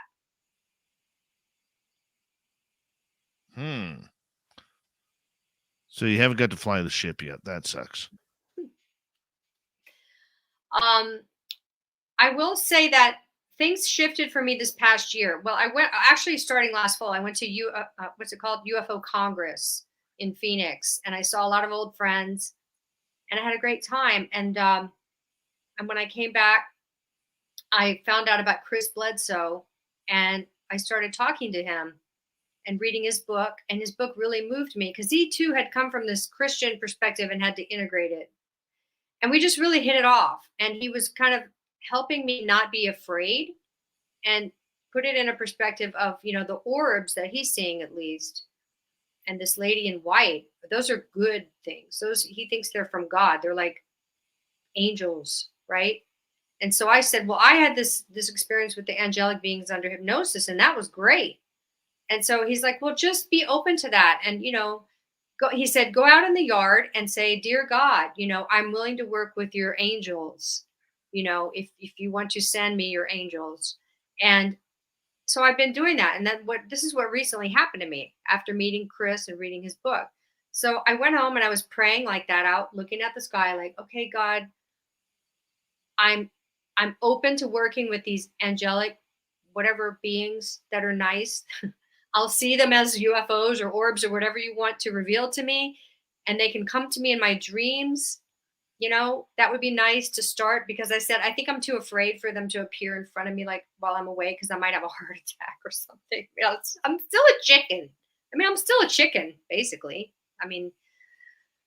But recently after that prayer, two things happened. One, I went to sleep in the guest room one night because my husband was having some issues that were keeping him up, and he was making a lot of noise and bothering me. So I said, I'm going into the guest room. So I was sleeping in the guest room, and all of a sudden I woke up and I was having a dream, or I should say I was having a dream where I was in the guest room in the bed, and I felt something behind me touching my neck, like fingers. And it was not erotic. It was just like a probing feeling. And I just froze in my dream, and I was like, oh my God, are you here? Like I was too afraid to turn around.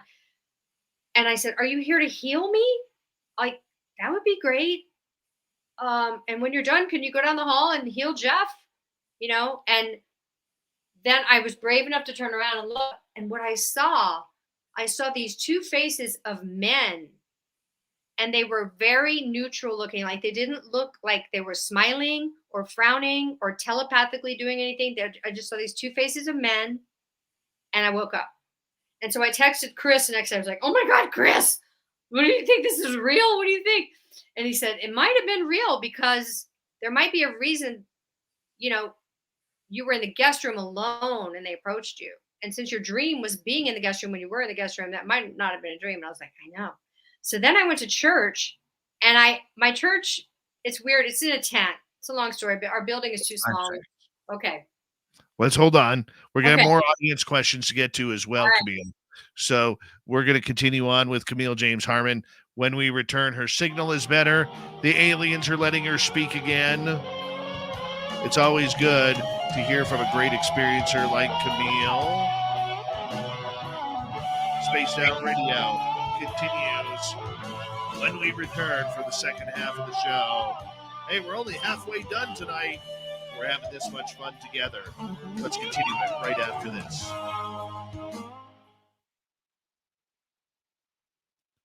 Groovy stuff. Sorry, I talked too long. I'm seeing the questions. I only have like a couple more things to mention, so it'll work out perfect. Questions and a little bit of a wrap up, and that's it. Cool. Cool. I'm sorry that one person got mad. I mean, I don't know what to say. I don't care. I You I love firing back at them because it's, you know, it's just people. well, You know, I just, it's like, why would anyone bring this upon themselves? Okay, think back to 1995 when this happened to me, and I came home with my little cassette tape, and my whole world changed. Like I said, I had everything going for me. I wasn't in some weird place where this was an escape. I was like all set to do movies and TV, and this took over my life. You know what I mean? mm-hmm. I was like so high, and then this happened, and I was like, what the hell? It's not something I would wish on anyone. I would rather have like a normal life, but I can't unknow what I know, and I can't walk away from who I am, you know? You shouldn't have to. You shouldn't have to. And you have to integrate, and you have to say, hey, I see reality differently, and I'm not the only one, and I like to find my people that, and I do. I have that. That's my superpower, actually, is I can go to a party and I can go right to the person who has the similar something. It's like the weirdest thing. It happens to me constantly. Awesome.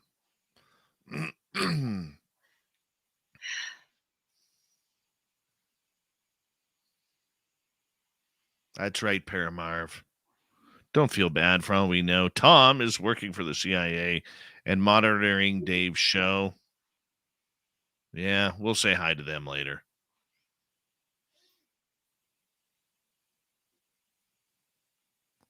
Mm-hmm.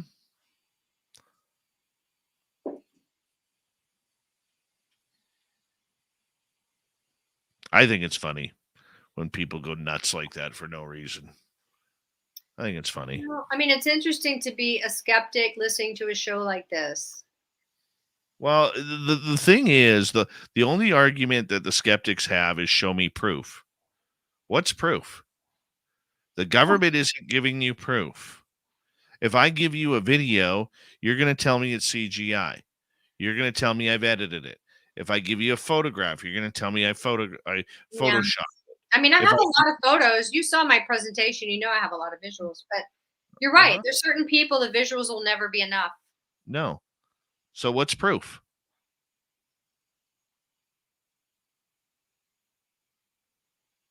$1 million question right there. Well, people have artifacts, but even those end up in the government vaults or labs. Mm-hmm. Exactly. I'm not worried about it. I love the challenge. Yeah, no, I'm obviously not worried about it because I thought I would, that's one of the reasons I never finished my book yet, because I kept thinking, oh, I'm going to figure this out before I finish my book. It's like, oh, good luck, write the damn book and just be done with it. Well, the other issue that we have too is many of our listeners don't understand that we are a hybrid of a show. We're not a podcast. We're not a YouTube show. We are a live radio show that is brought to you also on these different platforms. And they don't really understand how that works.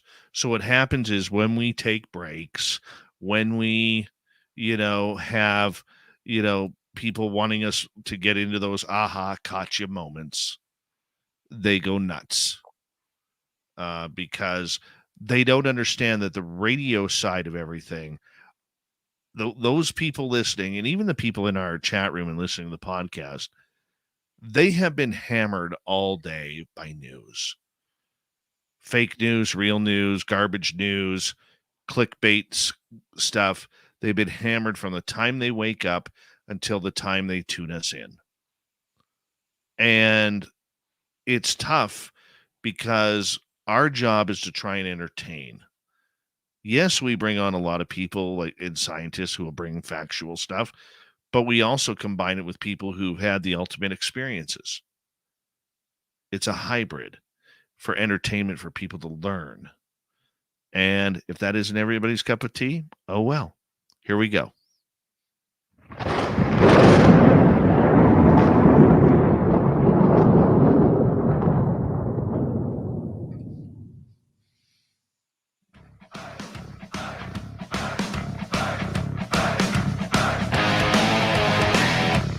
We pass the halfway point of Spaced Out Radio tonight.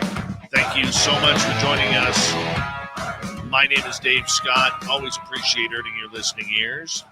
Want to remind you that if you've missed portions of this show or others, check out our free archives by going to youtube.com/Spaced Out Radio.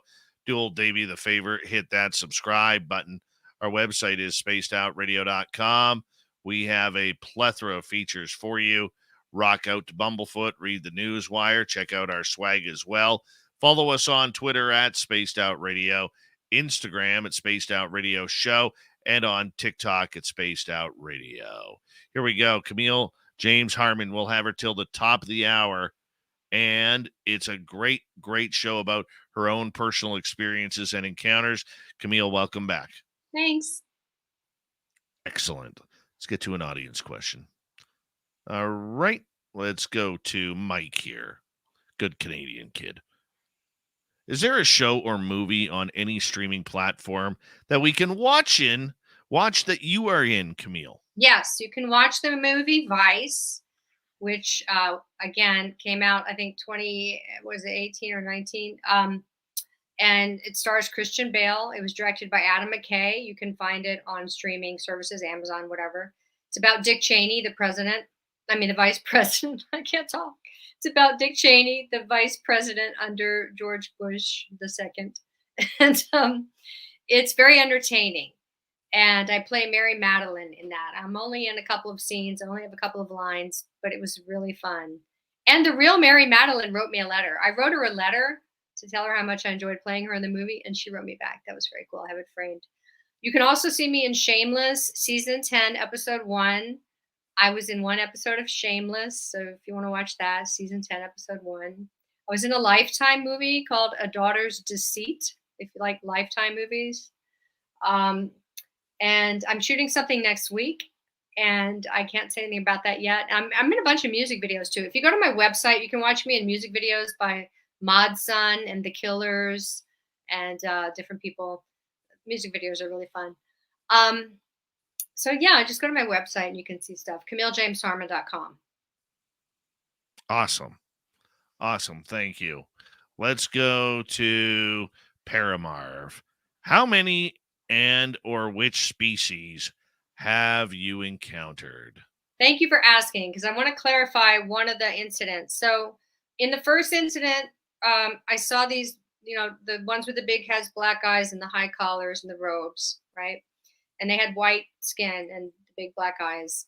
In the second incident on the table, I saw the lumpy looking head, short things. I want to say they had brown heads, like really brown heads. And then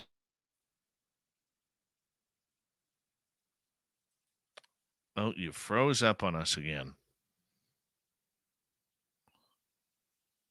The alien's really not enjoying her telling this story tonight. See if we can get her back here momentarily. Yep, nope, the alien's just not enjoying her story tonight. I don't know what's causing that. I think it's an internet signal on her part. I really do. How many species do you think have actually visited this planet? I mean, we all hear about the grays, the 3-footers, the 4-footers, the 6-footers, the 8-footers. I don't know. There we go. You froze up on us, I Camille. don't know. I don't know what's happening. Anyway, so when I was just saying the one tall gray that was working on my leg, he did morph at one point. So I don't know what that's about. But in my memory, under hypnosis, whatever that's worth to you guys, so he was a big white gray with the black eyes, right? But then at one point he grew antenna in my memory. So I don't know if he was really a gray or a mantis. Some people describe mantis beings. And I started saying in hypnosis, he looks like an ant. That's what I was saying. So he went from being like a gray to being like an insect of some kind. So I don't know what that means, you guys. I don't know. I'm just telling you what, thank God I have transcripts too. But I'm just telling you what I saw happen in the hypnosis. That's awesome. Okay, let's go to another question here. This one comes from Sovereign. Any more stories from you or anyone you know regarding UFOs or shapeshifters from the Malibu area? Well, yes, I have. I have not seen anything in the Malibu area. My husband had an interesting experience near Malibu where he called me from the beach. He was eating alone. He had brought like a Tupperware with some salmon salad in it to the beach on his motorcycle, and was just eating. And he said all of a sudden he felt like he was being scanned, and he heard a voice in his head of something saying he's primarily a vegetarian, and they were like talking about him.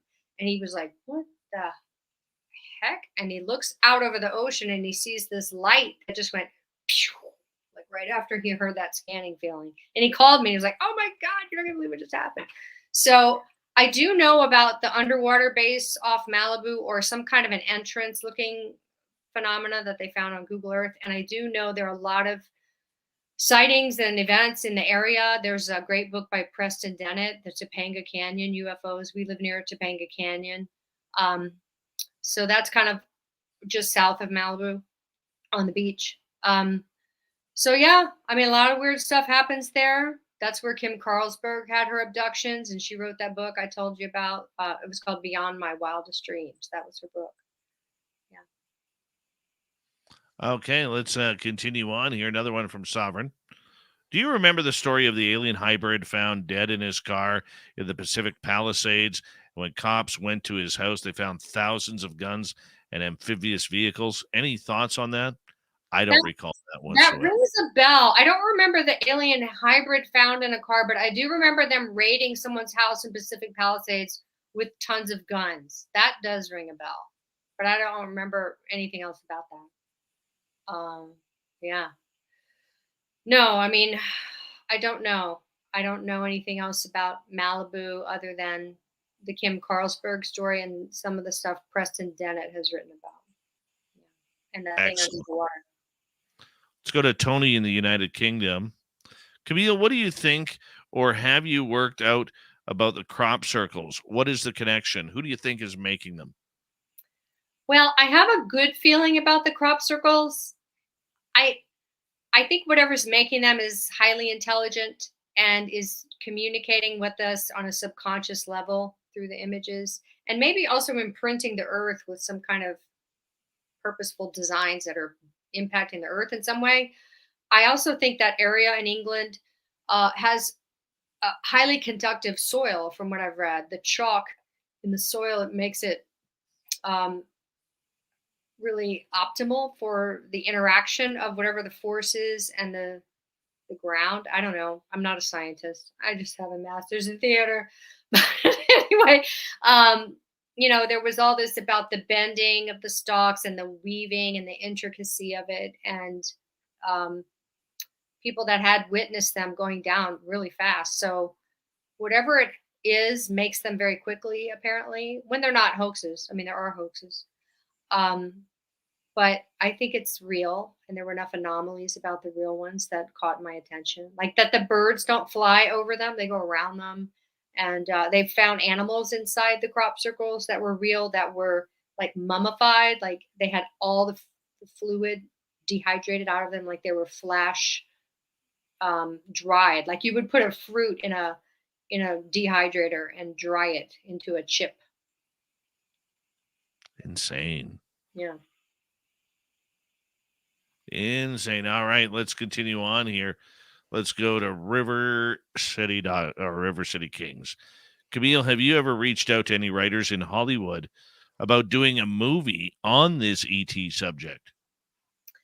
No, I don't really know a lot of writers, and I mean that's a good idea, but there are people writing stuff all the time that's very interesting to me. I would love to act in a film about this subject. That would be really fun. I was like in a short film at USC about it, and that was fun. And I mean that would be great, but I haven't. I did have a friend who wrote some things, and I read his material and I liked it, but I haven't worked together with any writers. But I mean, I guess I would be willing to do that. I mean, when I say I'm a writer, like Jeff actually looked at my chart and he said, "You really have the chart of a writer, not an actor." And I was like, "Oh, great." And but I did write for UFO magazine, but that wasn't fiction, So I don't know if I have that fiction writing or screenwriting um, tendency in my writing. So yeah. Out of all the movies out there, especially over the last 20 years, maybe even 25 years, we've seen a lot of Hollywood movies come out, but the ETs are always the bad guys. They are always here to, wreak havoc on Mother Earth and destroy the planet and kill off humanity. And we got to fight them. We got to nuke them. We got to do absolutely everything to protect our assets and our lives here on the planet. I'm curious for you, is that a Hollywood thing because they always need an enemy? Or why haven't we really gone to try and recreate another type of close encounters of the third kind? I think there are multiple forces at work in what gets made in Hollywood. Now, Cocoon was a really nice movie about nice beings, if you recall. That's Um, going back to the 80s. yeah, I think there are themes that go along with different, you know, cultural things, that match up.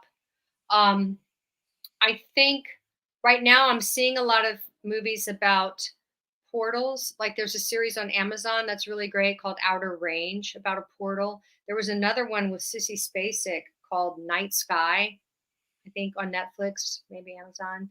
That was really good about this couple that had a portal under their house. I mean, under their shed in the backyard at their house. It's really good stuff. So there are a lot of really interesting paranormal shows that go beyond aliens even to talk about a lot of interesting things that we're seeing, like Skinwalker Ranch, portals and stuff like that is also very interesting to me. And time travel themes are very interesting to me. But yeah, I think it could be political. Like I remember seeing Independence Day and how it was like, oh, we have to all band together and fight the aliens kind of thing. And I was like, that's kind of sounding a little like pro globalist NWO. Like, I don't want to be tricked into, a one world government for the sake of fighting aliens or joining with aliens. So I think there's different political agendas behind the films. I think so too. And, I think that also ties in to the narrative that we are seeing played out these days, where, when you have people like rock star Tom DeLonge coming out and saying, we got to watch out, we got to protect ourselves, we got to band together this planet because when the aliens come, all hell is going to break loose. That's where I think it gets a little bit dangerous when you have someone who has millions of followers around the world, and even more now, considering he's rejoined Blink 182. I think it's very dangerous to use opinion rather than any sort of factual evidence. And the one thing, like I've said to our audience before many a times, Tom DeLonge, right before he started the To the Stars Academy and this make-believe of aliens are bad, he tried to buy the statistics from the free experiencers in Renario Hernandez, which states that 84% of people who've had contact, would love to have it happen again. Right. And that is the question. It's like I'm interacting with people of all kinds that are very pro alien and very, mostly pro alien. Most of the people I'm interacting with in different kind of support group type scenarios. And that's because they've had so many experiences that getting over the fear of the medical stuff, they now have a very interesting relationship and they do want the contact. I'm still not quite there. I'm open to the light beings, but I'm not open to being on the table. But then they're like, well, what if they heal you? And I'm like, well, I don't know. I'm still guarded about all this. And I don't want to be tricked into anything. And I don't want to be tricked into handing over our sovereignty to any leaders on earth that want to protect us from aliens or that want us to join with aliens. I'm just very guarded. I have trust issues. I have major trust issues from my whole life. And I'm very much about, wait and see. And I don't want this to be used to create a one world government. I agree with you. I agree. And this is why I think as people with experiences, you got to stay loud.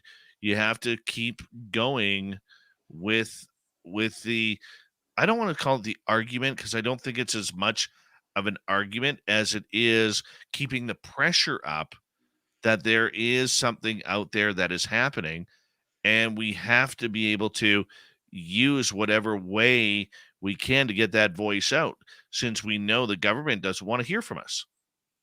And we know the scientists don't want to hear from us. Right. But it could go so many different directions.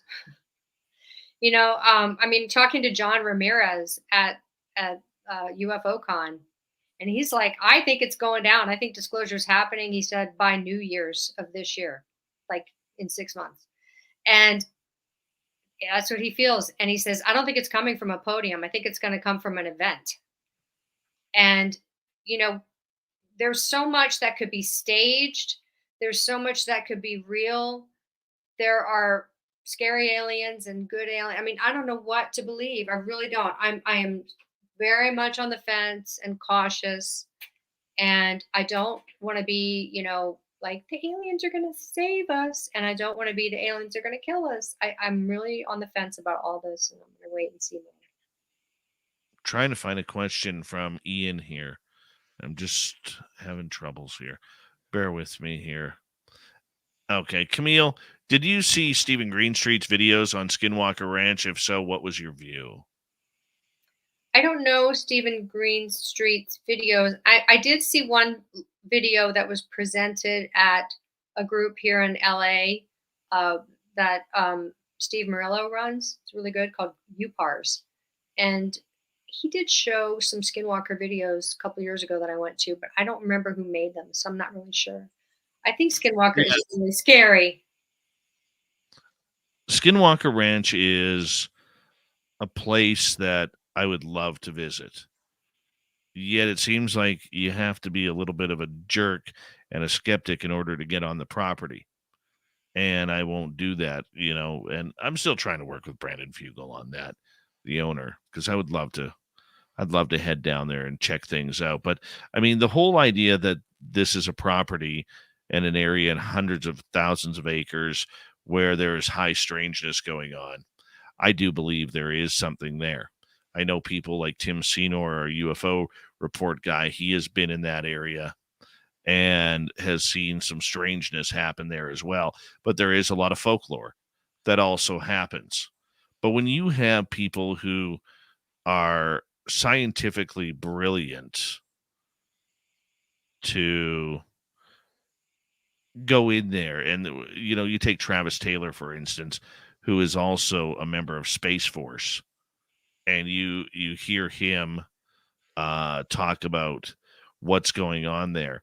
I think the biggest mistake that they are making at Skinwalker, once again, is they're not bringing in certain experiencers try and enhance the phenomena.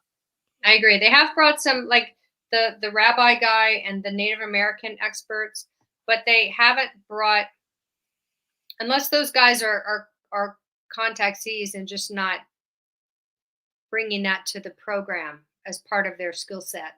You know what I mean? Like if that's kind of closeted for the show. But if they had contactees come out there, somebody like Chris Bledsoe, holy cow, what if Chris Bledsoe went out there? He's so telepathic. Who knows what would go on if they brought somebody like him out there? That would be fascinating. I think it'd be totally fascinating. Yeah. You know, I mean, the idea though is when you get experiencers together, Camille, you know as well as I do, it enhances the energy to where almost anything can happen. Yeah, I mean, there's that joke, like take me camping and use me as bait, and you might see a UFO. You know, I mean, I picked up my mother-in-law, or not. What is she called? My stepmother, not mother-in-law. At the airport recently, she flew in from Florida, and she saw a UFO in flight and got a picture of it. And she was so excited when she landed. She said, "Camille, I never believed you, but I just saw a UFO in the airplane, and my seatmate saw it too. We watched it for 5 minutes, and here's the picture." And I thought, wow, well, maybe that's because you were coming to see me and I'm picking you up from the airport. I don't know. It was a great way to start our vacation. And I taught her how to file a UFO report online. That's awesome. Do you feel that you are a conduit now to people learning about this phenomena? I do. I very recently, well, I had another sighting at church. I was outside at church and I was looking at the sky and I said, Jesus, if you are working with any good beings in these UFOs, and it's okay for me to go back and talk about this again, please give me a sign. And like a minute later, I'm looking at the sky and these 4 white things come out from the clouds and start flying around. And I whip out my camera and I got a video of it. And I showed it to Chris and he said, Camille, those were angels. And I was like, I don't know. They might have been birds. They might have been orbs. I don't know what they were. They were really high. And I have that video. So that happened. But then I have these 2 friends that are waking up to all their experiences because they're talking to me. Like they're calling me and saying, oh my God, this happened. Oh my, this happened. And my child did this. And it's like just being friends with me and listening to me is making them wake up all of a sudden. And it's very interesting. So I don't know. It's just exciting to be able to answer questions for people when they come up and to tell them things that they wouldn't have known, about what happened to them and see them make the sense, and put pieces together. That's what I want to do. That's why I'm doing shows. I want to be useful. Yeah. I tell God, please make me useful. If I'm going to have this experience, make me be useful. Don't make me be, wasting it or running away from it or, like I'd rather, if I'm going to have this, I want it to be useful. How do you, when we talk about useful, how do you try and get the message through as we get about 90 seconds to go here? I mean, doing interviews, I guess eventually I would sit down and finish my book, do that. But just being willing to say, hey, I have this other thing that I'm doing in life, acting, whatever, being a wife, being a mom. But this is so important to me that I'm willing to talk about it publicly and risk my career and risk people's opinions of me because I think it's that important. Awesome. Camille, tell everybody where they can find your website and your information. I'm at CAMILLEJamesHarman.com. Just make sure you spell it HARMAN with an AN. And then you can email me through there. I'm also on Instagram at Camille James Harman. I'm on Facebook. I'm on Twitter. You'll find all the links on my website. Awesome. Camille, it is an absolute pleasure to have you on Spaced Out Radio tonight. It's the first time, and we're definitely going to do it again and get more. I am thinking about over the next month or so here and doing an experiencers panel, and that's something that I'd love to get you on for just to kind of go over the experiencers and people who've had amazing encounters with extraterrestrials. I think it'd be great. And it's something that I want to do here very soon. But thank you so much for your story tonight on the show. Greatly appreciate it. You're very welcome. Coming up next, we're going to head to the swamp. Then right after that, little Timmy Senor will join us for the UFO report. Stay tuned. Spaced Out Radio continues right after this. We'll be right back.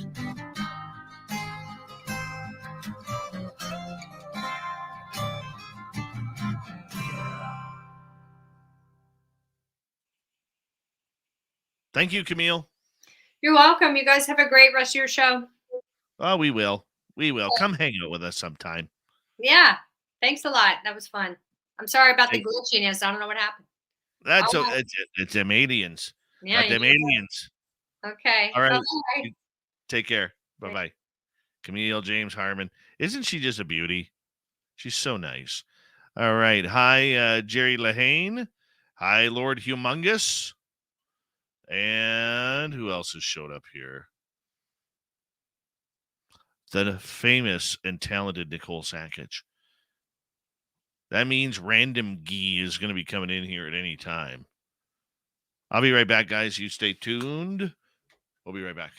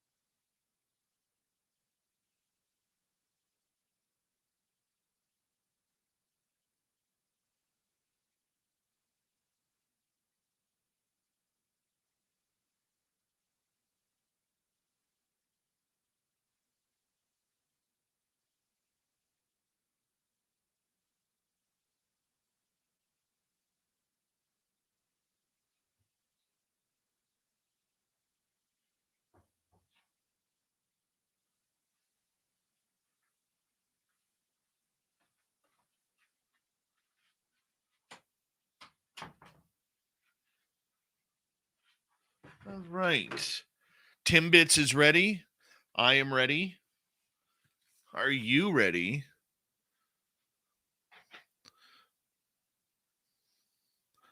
I'm ready.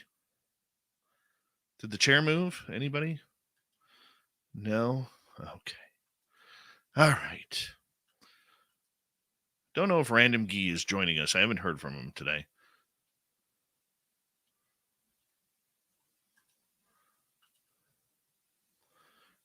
All right.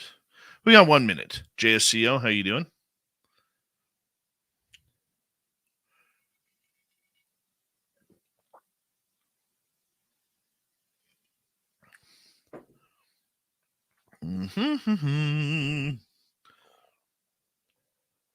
Magneticus, we're going to put you to sleep. Hi, Kofunia. How are you?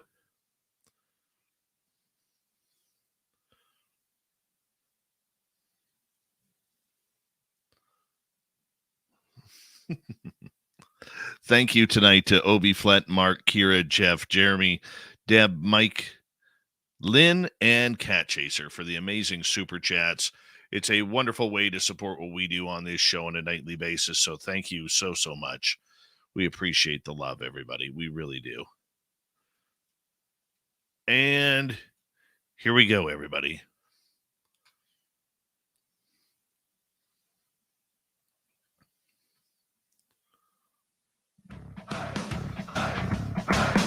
Would you like to connect with us? Head to spacedoutradio.com for all your latest show info.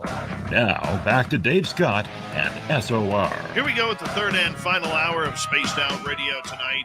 Good to have you all with us. My name is Dave Scott. Very much appreciate earning your listening ears wherever you are on this beautiful planet we call Earth. Hello to everyone listening in on our terrestrial affiliates around North America, digitally on Odyssey Radio, TalkStream Live, and KPNL. All of our archives are free. Join us, will you, at youtube.com/Spaced Out Radio. Do old Davey the favor, hit that subscribe button. The Desert Clam has set the password for tonight in the SOR Space Travelers Club. What do you got for us, Clam? Wapantalk. Wapantalk is your password. Use it wisely, Space Travelers, as the Clam sets the password each and every night right here on Spaced Out Radio. Our website is spacedoutradio.com. We have a plethora of features for you. Rock out to Bumblefoot, read the news wire, check out our swag as well. Follow us on Twitter at Spaced Out Radio, Instagram at Spaced Out Radio Show, and on TikTok at Spaced Out Radio. It is that time of the night where we head to the swamp. Our resident swamp dweller takes us on another creepy journey. Hi, Spaced Out Radio listeners. This is Swamp Dweller. It's time for your nightly dose of spookiness on the show. If you have an interesting encounter or a spooky story that you would like to share, be sure to submit them in at swampdweller.net. You can also find our YouTube channel at youtube.com/swampdwellerreads. Now, let's chill out, relax, and together, let's enter the swamp. I've always been an adrenaline junkie. So when my friends invited me on a rock climbing trip to O'Neill Butte, you know I could not resist. I heard stories about the area being haunted, but I brushed them off as folklore. Little did I know, those stories would become my reality. We arrived at the butte early in the morning, and I couldn't help but feel a sense of unease as we started our ascent. O'Neill Butte is a towering sandstone monolith located in the heart of Sedona, Arizona. It's known for its challenging routes and stunning views, but there's more to this butte than meets the eye. As we climbed higher, the air grew colder and the wind picked up. It felt as if we were being watched, but every time I turned to look, there was never anything there. I tried to shake off the feeling and focus on the climb, but it only got worse. That's when we reached the halfway point and everything changed. My friend, who was leading the climb, suddenly froze in place. I asked him what was wrong, but he didn't want to respond. It was as if he was in some sort of trance. That's when I heard it. A low whispering that seemed to be coming from the rock itself. I looked around frantically, but I couldn't see anything. The whispering grew louder and more frantic, and I felt like I was losing my mind. That's when I saw movement out of the corner of my eye. It was a figure, but it was unlike anything I had ever seen before. It was tall and thin with impossibly long limbs and a face that was distorted beyond recognition. It seemed to be made of a shadow and mist. It was moving towards us at an alarming rate. I shouted at my friend, but he didn't respond. I knew we had to get down and fast. I started to descend as quickly as I could, but my hands were shaking, and my feet kept slipping. That's when I felt a hand on my ankle. I knew I was in trouble at this point. I looked down to see the figure climbing to me, its eyes glowing in otherworldly light. I screamed and kicked, trying to shake it off, but it was no use. It was as if it had its grip on me. That was stronger than any rock or metal. That's when I heard a voice in my head, clear as day. It said, "You're not leaving here alive." I closed my eyes and prayed for a miracle, but I opened them and the figure was gone. My friend was still in his trance, but he eventually snapped out of it and we made our way back down to the ground. To this day, I don't know what the heck happened up there on O'Neill Butte. All I do know is that something evil lurks there, and it's not to be trifled with. I'll never forget that climb and the horror that still lingers in my mind. I remember the day I decided to go on a rock climbing trip in Colorado. I had been planning it for months, gathering all the necessary equipment and reading up on the best spots in the area. My friends and I were thrilled to embark on this adventure, and we could not wait to explore the beautiful and rugged landscapes of the Rockies. We set out early in the morning, driving towards the trailhead that would take us to our first destination, the Garden of Gods. It was a majestic and awe-inspiring place with towering red rock formations that seemed to defy gravity. As we started our climb, I couldn't help but feel a sense of exhilaration and adrenaline rush through my body. The views were breathtaking and the sense of accomplishment that came with each successful ascent was indescribable. But as the day wore on, something started to feel off. We had been climbing for quite some hours, and the sun was starting to set, casting long shadows across the landscape. I couldn't shake that feeling that we were being watched, that there was something lurking in the shadows, waiting for us to make a mistake. My friends, they brushed it off fairly easily, telling me I was just being paranoid, but I could not shake the feeling. It was like a cold chill had settled in my bones, and no matter how hard I tried, I could not shake it. As the darkness descended, we made camp, building a fire to keep warm, and cooked our dinner. But as we settled in for the night, things took a turn for the worse. We started hearing strange noises, like something moving in the shadows. At first, we brushed it off as just some sort of animal, but the noises, they continued to get closer and more persistent, and we could tell that this had to be something human by the way they were moving. It was not until we heard the sound of rocks being thrown that we realized we were in some serious trouble. We huddled together, trying to stay warm, but the fear was palpable. We were in the middle of nowhere, with no cell reception and no way to call for help. We were completely at the mercy of whatever was out there in the darkness. And then, just as quickly as it started, the noise stopped, but that was just before we began to hear what sounded like multiple more footsteps join them. We spent the rest of the night huddled together, barely sleeping, waiting for morning to come. The moment the sun rose, all the noises stopped in unison, and it sounded like they were all running away in the opposite direction. We packed up our gear immediately and started the long trek back to civilization. We never did figure out what the heck was stalking us that night. If it was a person, a group of people, I don't know. The memory of that experience, though, will stay with me for years to come. To this day, I can't help but feel a sense of unease whenever I think about this trip, and I always make sure to keep an extra eye out for any signs of danger when I'm out in the wilderness. But that's why I'm submitting this story to Swamp Dweller. I would love to know in the comments if you guys have any idea what the heck happened. And that's why we love the Swamp Dweller around here. He joins us to kick off hour number 3 each and every Monday through Friday night on Spaced Out Radio. It is a great, great story. Once again, if you want more, you can go to his YouTube channel, hit subscribe, go to youtube.com/Swamp Dweller Reads and get more right there. From the swamp to the stars, it's time for us once again to introduce you to Tim Senor. He's here for the UFO report. Nobody's gonna know. They're gonna know.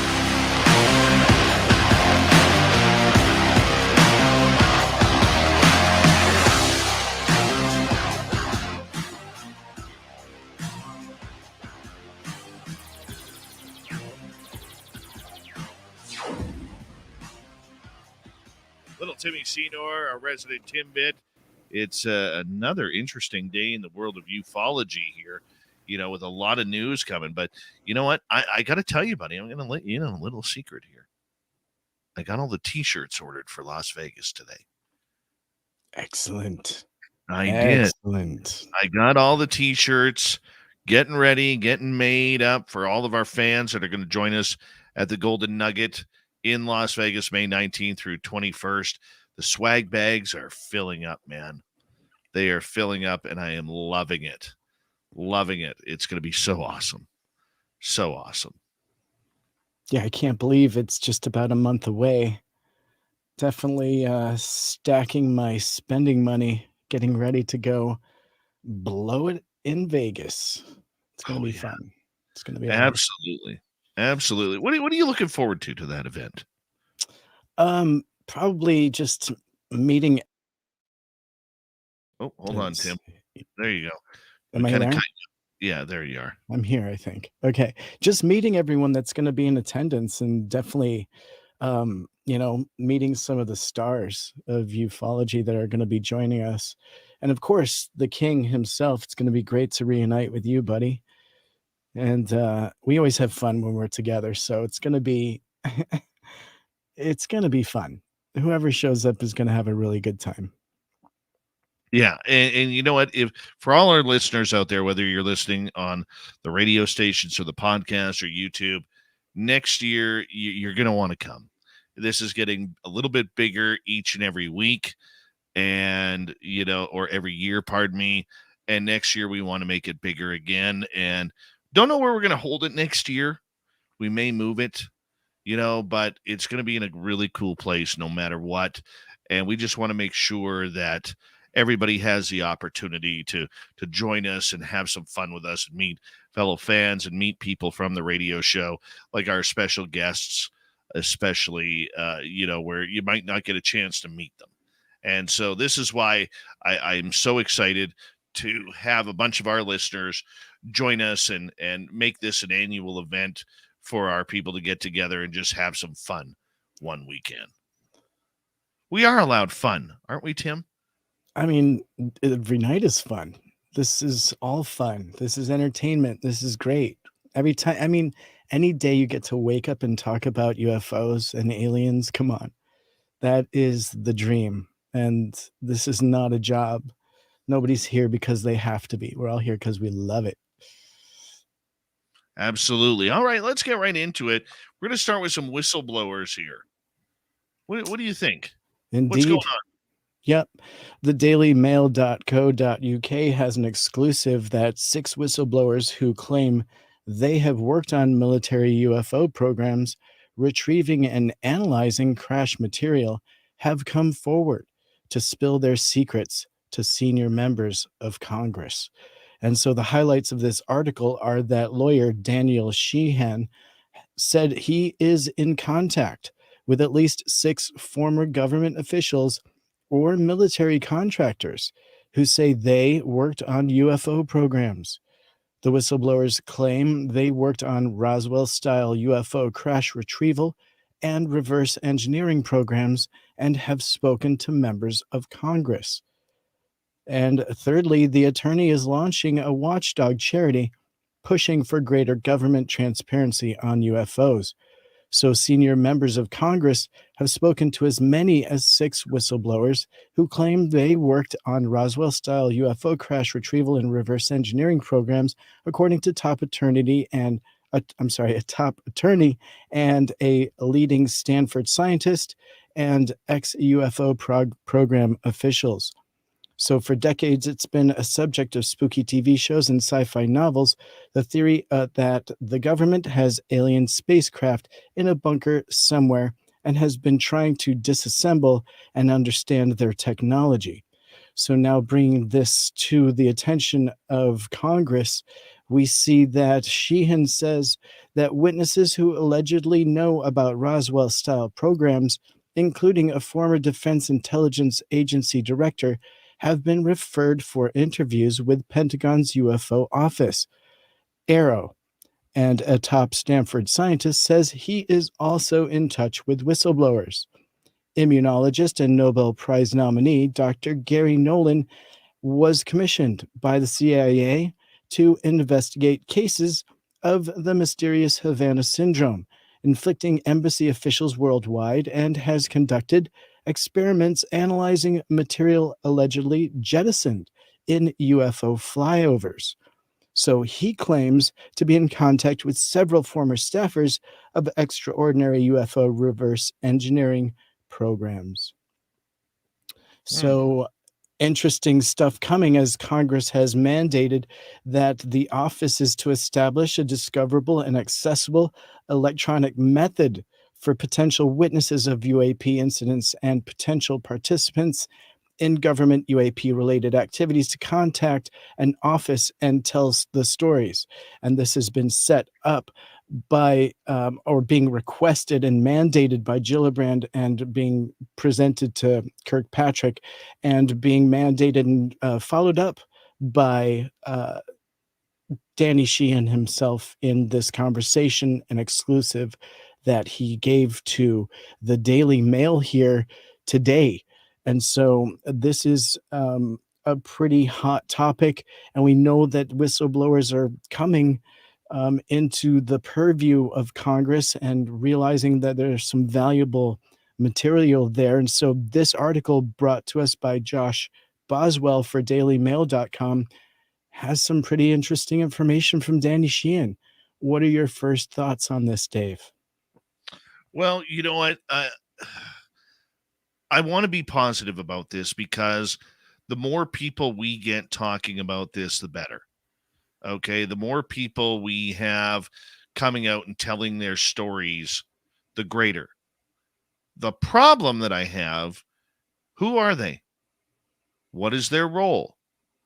Okay. I understand that if they are tied to certain missions that are top secret, you can't give them out. You can't. Okay, because that's national security. I get that. Give us a debrief. Don't mention their names. Tell us the story. Come out and tell us what they said. Why is this being held in a private hearing? Why can't the public hear what they're saying? Look, the person doesn't have to be in front of a camera, doesn't have to be in front of of anybody. Surround them with black curtains. Whatever you want to do. But why can't we hear their stories of what they're seeing, where it happened, what the conclusions were? Did they think it was man-made, or did they know whether or not this was a UFO? That is something that I think we can hear. None of these anecdotal stories, my friend. I mean, here's the thing. Why is an anecdotal story okay for a whistleblower, but it isn't for CAMILLE James Harman, who we had on earlier, or Tim Senor, who filmed something extraordinary right over the harbor of Seattle, or Dave Scott, who had his own encounters, or anybody else who's had encounters? What's the difference between their anecdotal story and ours, where we're the ones who get ripped on? We're the ones who take the shots from the public. We're the ones who take the shots from the government officials who say we can't trust those anecdotal stories. Really? Why are you listening to whistleblowers? Why? It doesn't make sense to me, Tim. I'm proud of it because we need these people talking. And there is rumor now that Lou Elizondo is going to testify in this. And let's hope he does. Okay, because I think under oath and with protection, that would be the one I want to sit in on. That's the juice I want. I want to be drinking that juice for about a week straight. Tim, your thoughts? I do think that we, as the public, will get some of the results of some of these whistleblower hearings. We may not hear the names necessarily of the people. We may get some general rankings of some of the people. We know that there are high-ranking military officials, so far at least 3 that came forward of the 6. They were high-ranking military.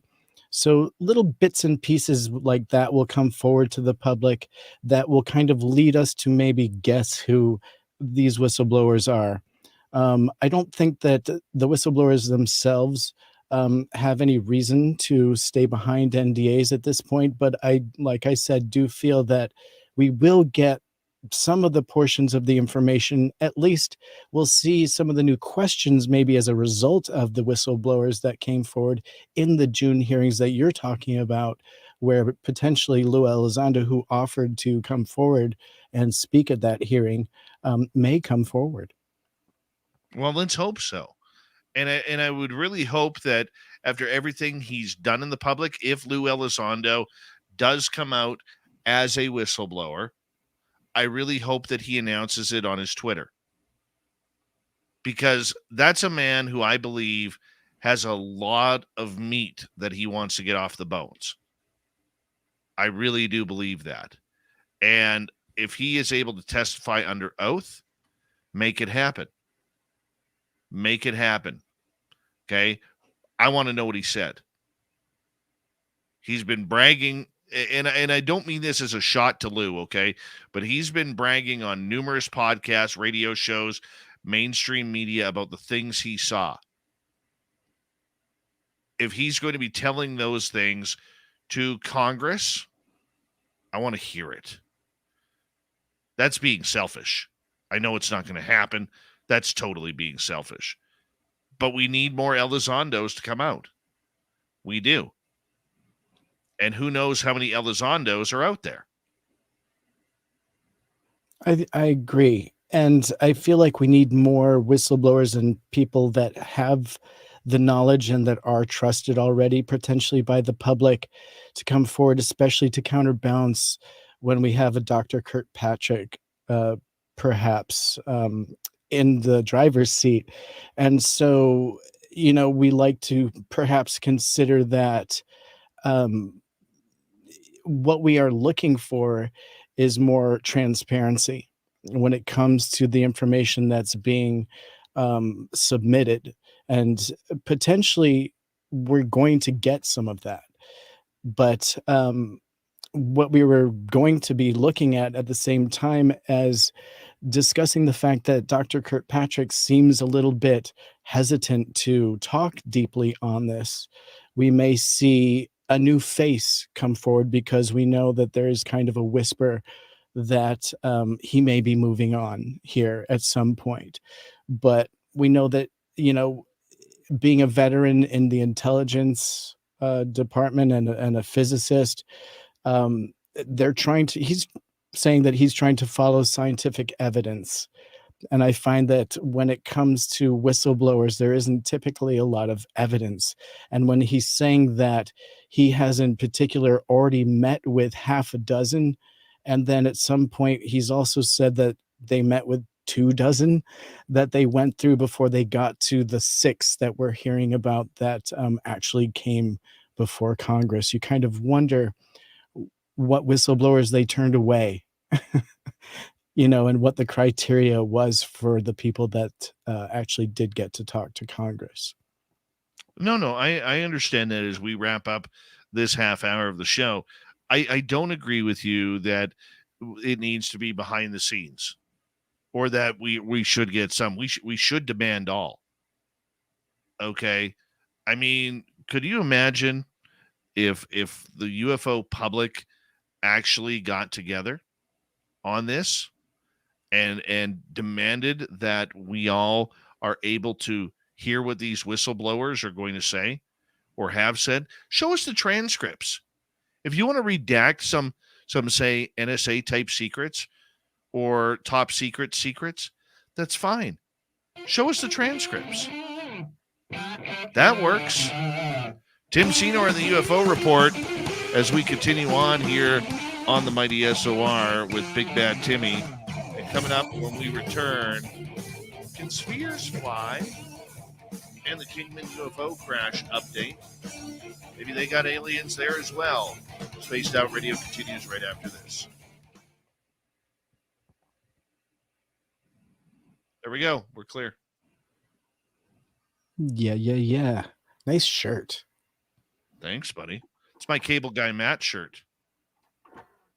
I like it. It is warm in here. It was 72 today here in Salem, Oregon. Nice. Toasty. Nice. Very nice. It's supposed to be about 78 here on the weekend. Yeah. I'm looking forward to it. Yeah. Get out in that sunshine. I'm going to be getting my Jeep ready. So great interview earlier. I really enjoyed your guest tonight. When I was hearing about the tooth implant, ringing all kinds of bells. Been hearing that quite a lot lately, that story about an implant in the tooth. It's really interesting. Yeah. Makes you kind of go, maybe someone's got aliens. Jeremy, why am I going to be sweating? Why am I going to be sweating? Oh, because of the heat? Probably, yeah. Yeah.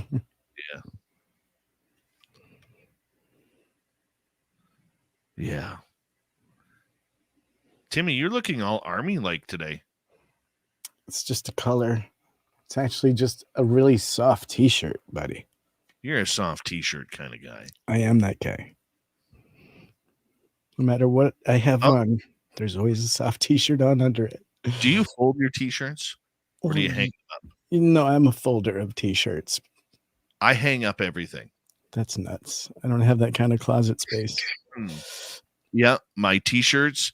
I go my t-shirts to my short sleeve dress shirts to my pants and then my long sleeve dress shirts.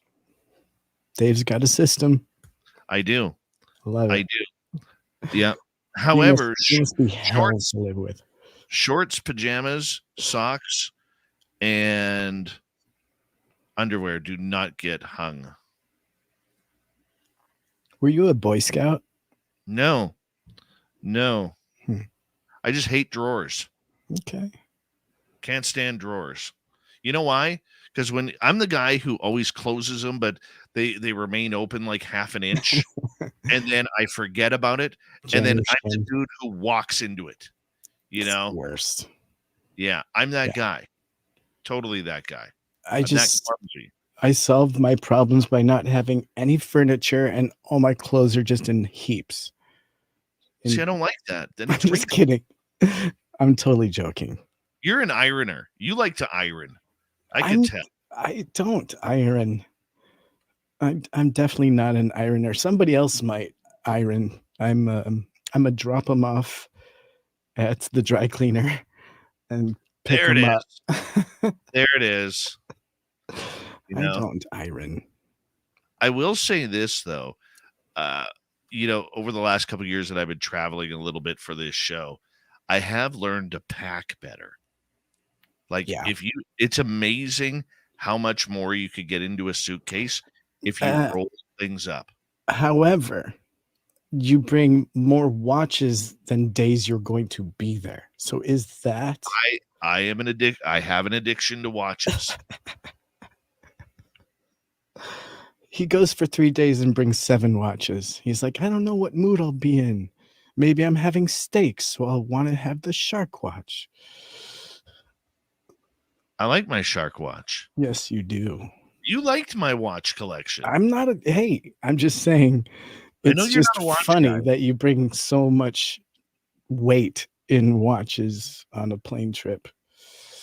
And maybe 2 pairs of socks for a 3-day trip? Yeah, that's all you need. See? I hate socks. Gotta bring extra. Bring 4 for 2 days. My sock. I have a great sock collection. I do. Yep, you bought me a pair of socks. I can vouch for you on the socks thing too. That Yeah. was like the first thing that you did. You're like, I'm getting you socks. Yeah. Hey, I got you those in the Las Vegas airport when we were flying home. You did indeed. And I Squatch socks. And I would do it again. I would totally do it again. I bet you haven't even worn them yet. I totally have, actually. They're so great. I wear them all the time when I wear my boots. So there you go. Yeah. All right. All right. We got 15 seconds. Thank you, Obi, Deb, Mike, Mark, Kira, Lynn, Jeff, Kat, and Jeremy for the super chats. And let's get going here, everyone. Final half hour of the show. Squatch socks.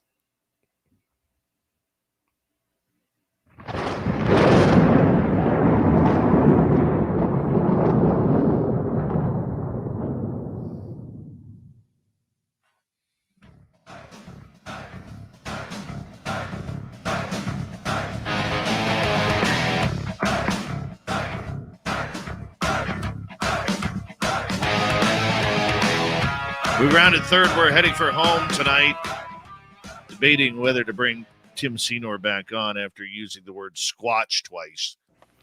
Might have to mute him for a while, but that's okay. It's the no-no. It is a no-no. I'm a newbie. You've watched this show long enough to know we don't squatch around here. Okay, UAP and squatch never coming out of this mouth again. You heard it here. Right. Yep. This kind of guy who wears Birkenstocks. Yep. Show off his ugly feet. Anyways, if you've missed most of this show or others, check out our free archives by going to youtube.com/spaced out radio. Do me the favor, hit that subscribe button. Our website is spacedoutradio.com. We have a plethora of features for you. Rock out to Bumblefoot, read the Newswire, check out our swag as well. Follow us on Twitter at Spaced Out Radio, Instagram at Spaced Out Radio Show, and on TikTok at Spaced Out Radio. The Birkenstock wearing Tim Senor back here talking UFOs and Sasquatch, apparently. Spheres, Tim. Let us learn about spheres. Yeah. And so this article coming from Liberation Times and written by Condor Man, who is giving his insight from as a senior level aerospace engineer. After seeing all the recent news about flying orbs and spheres, a few colleagues, and this is written from his perspective, so a few colleagues and I spent time looking at the possibilities of how spheres could fly or at least levitate. A sphere is absolutely not an effective aerodynamic shape. At subsonic speeds, it creates no lift and generates large amounts of drag as boundary layers separate from surface once it reaches the maximum diameter. And so at the supersonic speeds, it forms a strong bow shockwave and acts as a speed brake. So the USSR used a spherical shape for its Vostok 1 re-entry vehicle for this reason. So aerodynamics is not the answer.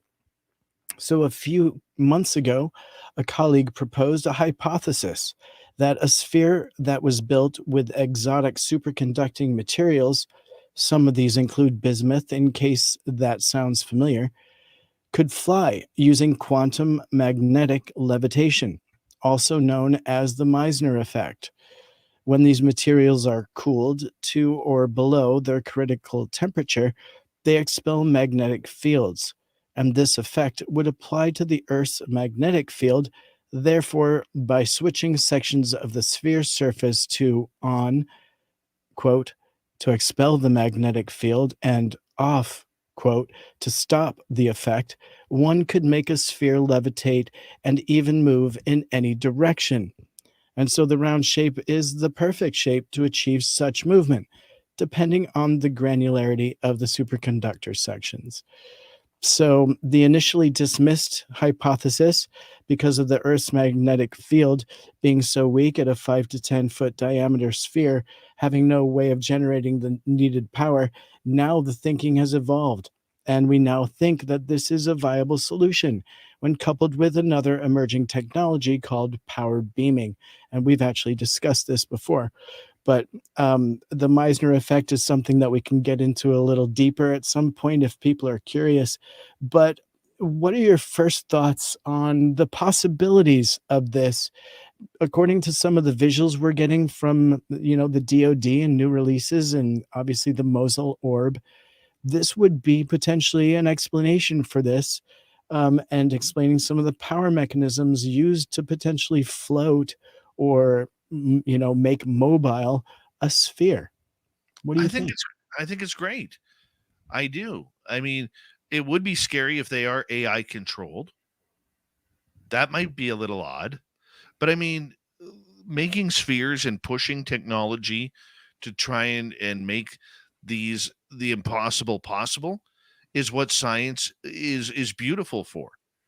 It reminds me, totally different example, but just one off the top of my head, Tim, is, when Elon Musk launched that 400-foot rocket, that's eventually going to carry 100 people to the moon or to Mars.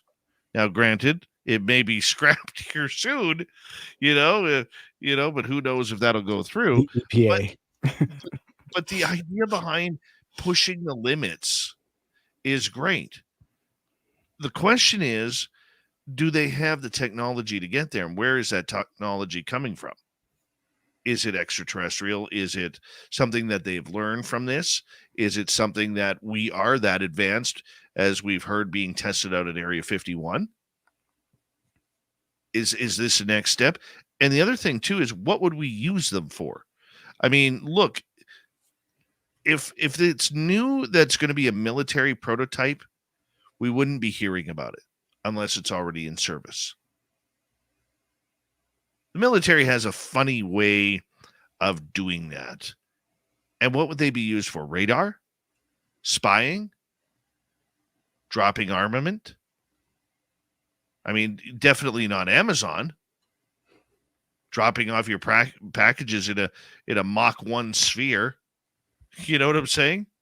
I mean, Yeah. So generally just trying to figure out the purpose of this. Or is it just one of those cool things that could eventually lead to something bigger? Yeah. And also, my kind of question back to you is, when we, try to prove the science and technology behind something like that, and this example here, do you feel like this is an attempt to prove that it could potentially be extraterrestrial? Or do you think that this is an attempt to prove that we may have breakaway technology as man, and this is mundane in ours? Can we tell the difference?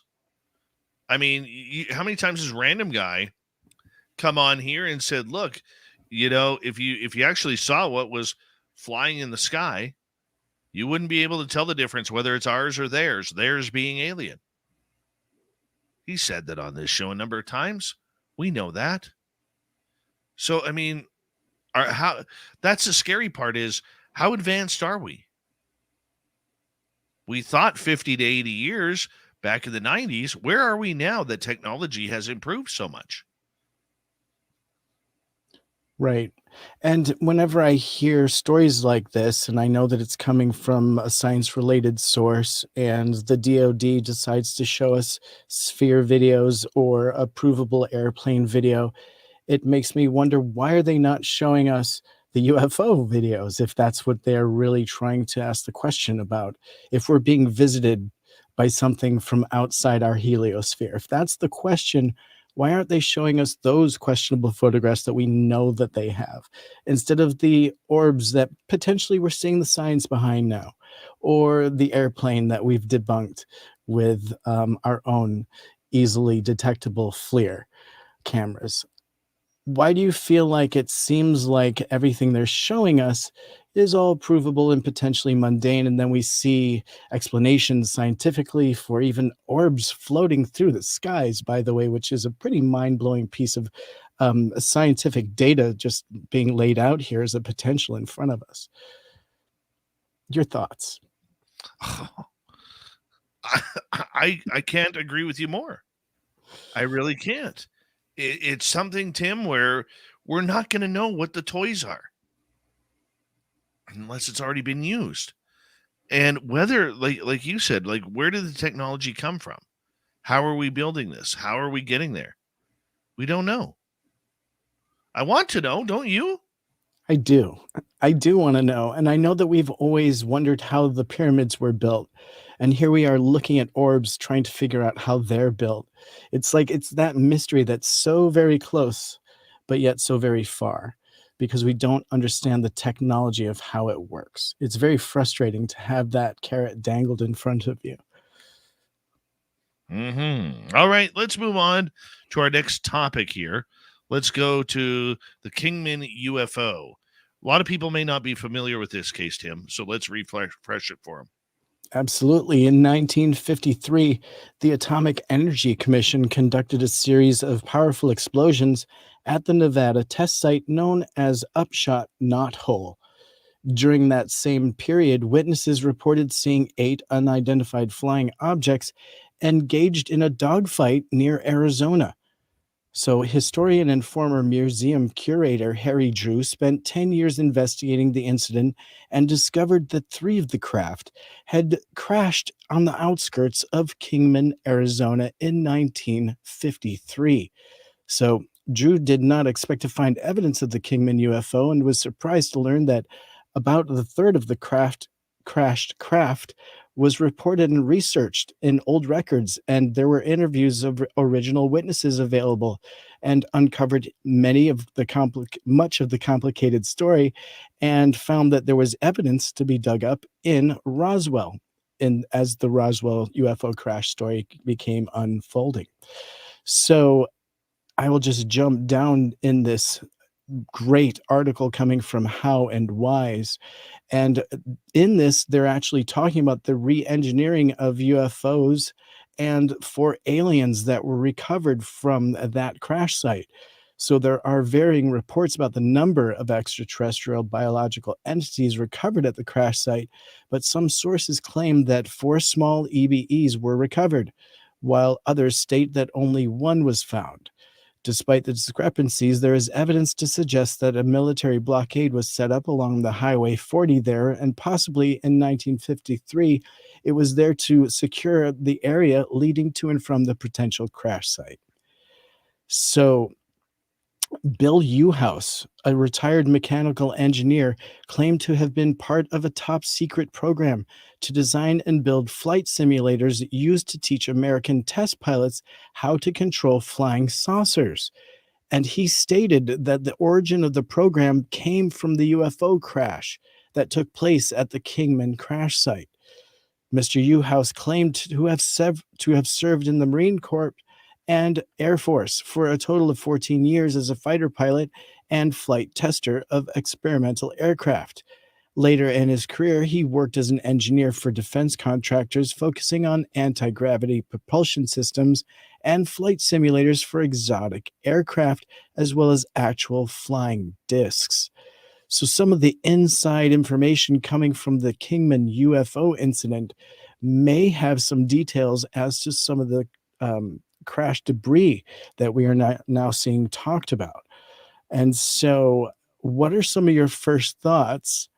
Although there are some more details, I can just reveal very briefly that in this desert location in Arizona, they actually recovered a perfectly intact 40-foot diameter disc-shaped craft with up to potentially 4 alien beings, and it was then shipped to Groom Lake, Nevada, where Area 51, where it was later built and taken apart and then rebuilt, and potentially the occupants were there for a while as well. So it looks like this story leads to potentially have one of the occupants, surviving long enough to help actually in some of the reverse engineering before finally passing away.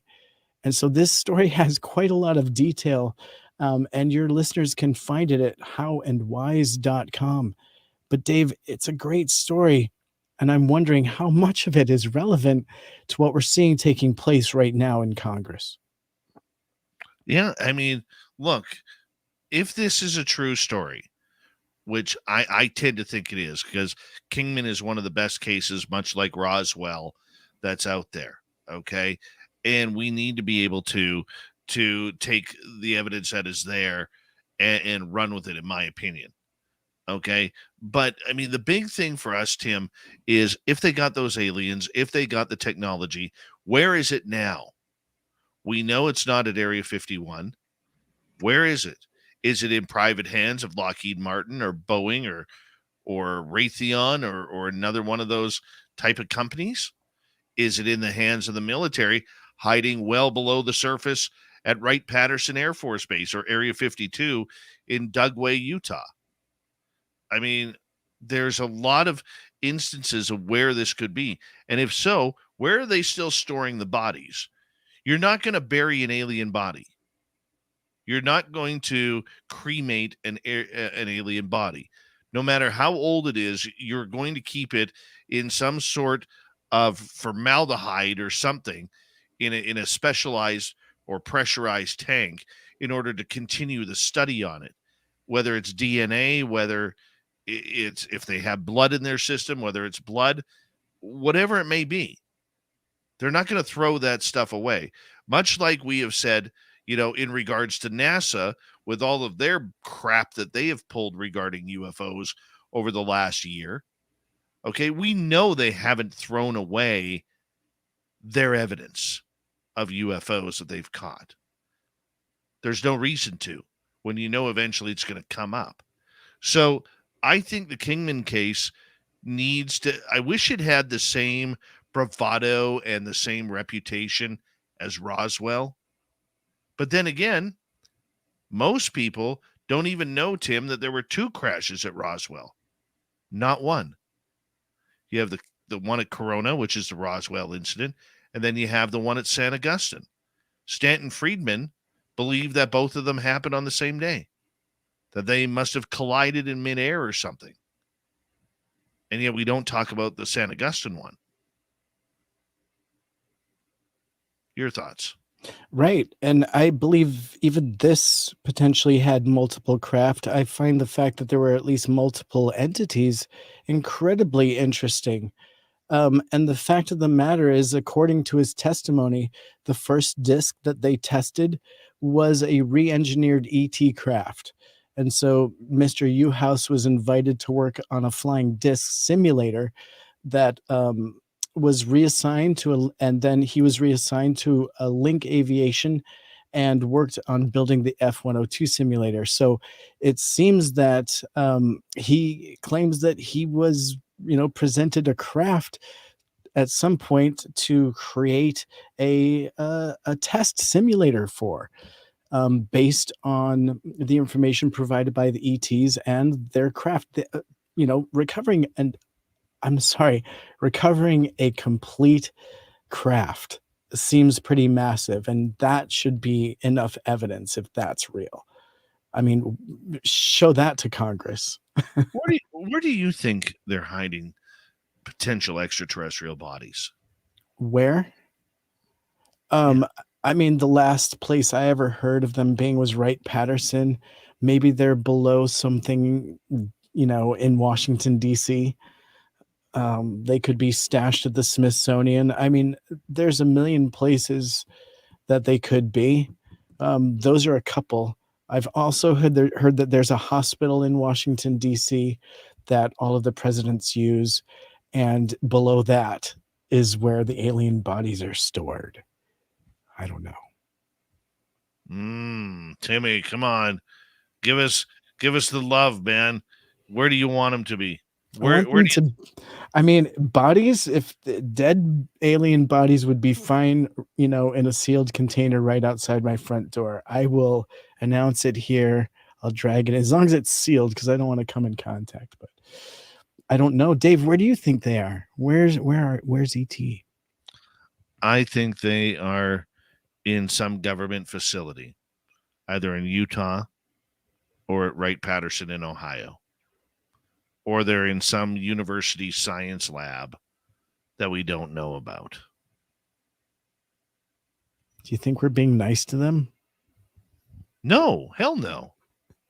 Why would we? You know what? Maybe the later ones were a little bit nicer too. But the first ones, dude, we're going to treat that like we would an animal or an insect. Okay, where are you on Valiant Thor? Because we treated him nice. Well, he also looked like a human.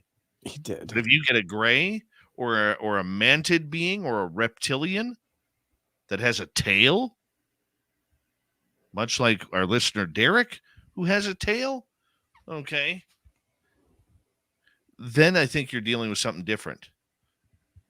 And by all means, we knew that Roswell was grays, San Augustine was grays, Kingman was grays. I think we're opening up those. At least testing if there were dead ones on the crash, testing them first, and then taking the live ones and maybe sacrificing a couple for science. Much like we do with birds, with mammals, anything as sad as it is. But that's how science learns. That's how we advance. Indeed. How are you on Varginha, Brazil, and those creatures? Because those were very different, weren't they? Potentially ammonia-based. They smelled very bad. They left a stink every location they were, and even their crashed ship smelled. The smell you should be used to. You've hung out with random guy. I've hung out with you. Forget about it. I had cologne on. Right? That's what that was. Okay. Yeah, I had cologne on. Alien cologne. Okay. Alien cologne. That's the way it is. No, I'm not as familiar with the Varginha case as I want, because Amazon Canada doesn't allow us to see certain documentaries for a few months before they're released in the United States. Brutal. Yeah, it sucks. Tim, thank you for a great UFO report. Talk to you a couple nights time. Always a pleasure. And I think I'm going to wrap up this show. Just kind of the way we do it. Thank you to Swamp Dweller for another great show, and Camille James Harman for being our guest tonight, talking about her own alien stories. Worked out well tonight. Really did. So we'll do it again tomorrow. We got Mr. Ron Bumblefoot Thal rocking in the background with Little Brother is Watching. Bumblefoot is the official music of Spaced Out Radio, rocking us in and out of every single show. Get your horns up for the guitar god himself. Special thanks to everybody listening in at work, at home, in your cars, wherever you may be. Thank you to everyone in our chat rooms tonight. YouTube, Twitch, LGAP, Facebook, Spreaker, LinkedIn, the Space Travelers Club, and on Twitter at hashtag Spaced Out Radio. I know you're out there somewhere. Remember, this show is copyrighted by Spaced Out Radio and SLR Media Ventures Limited. Thank you so much for choosing to share your evening with us, because together, my friends, we're watching. We own the night. Mr. Bumblefoot, we need a favor. We need you to take us home.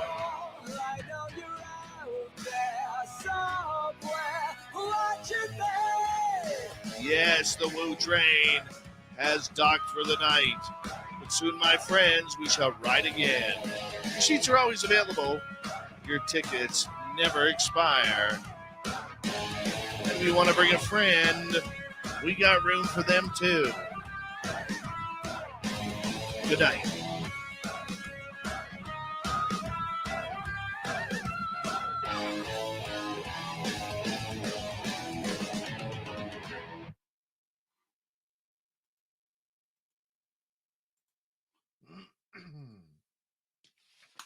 Woohoo! Ooh, where's Super Quest? I haven't seen him. Where is he? I don't see him. Where are you, my man? Haven't seen you forever.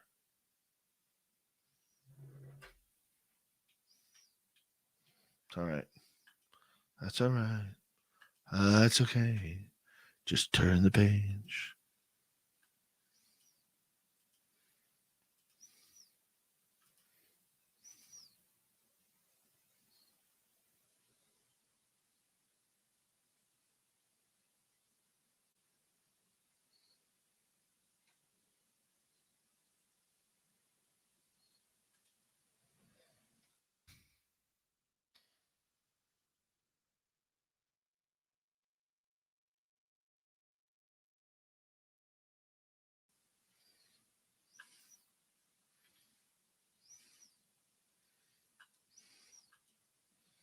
Do do do do do.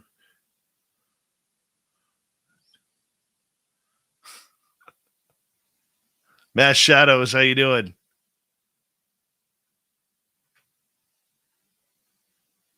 Let's see something here.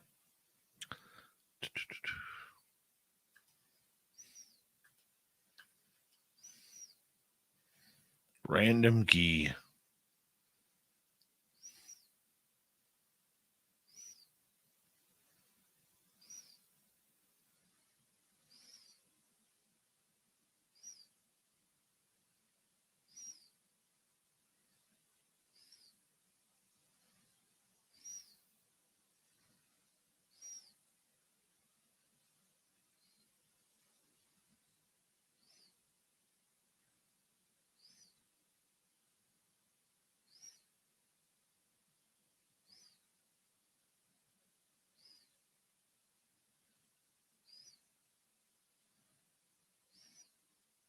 Give me 2 seconds, guys. I'm just looking something up here.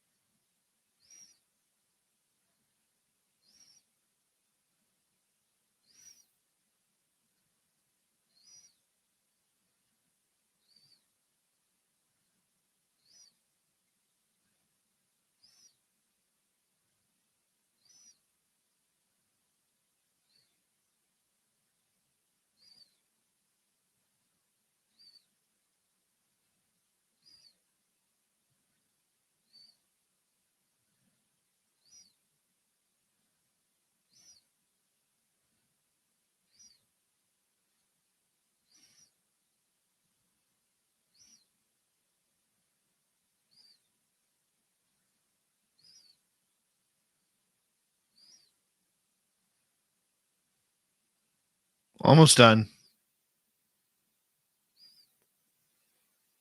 Almost done. We're done. All right, cool. Bear with me.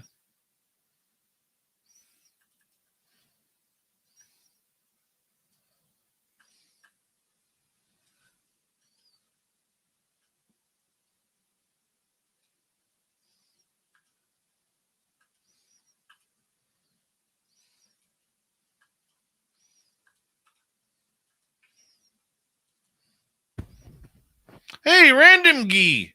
There you are.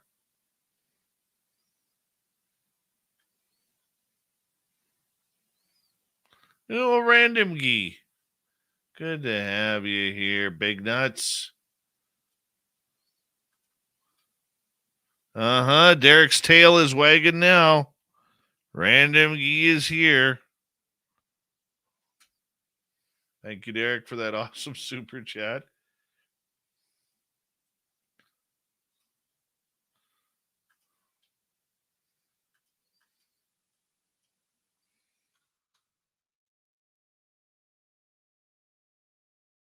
Little Random Gee showing on up late. Hey, Noble Patrick. How you doing? Yeah, man, I'm always tired.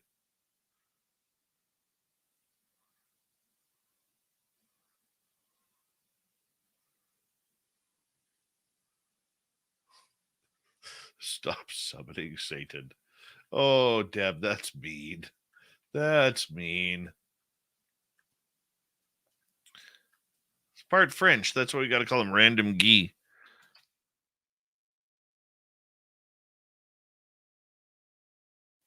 Him and his girlfriend talking all cute. I love you. I love you. I love you. I love you. Oh, stop it. I love you more. Oh, stop it. I love you more. I love you with French kisses. Oh.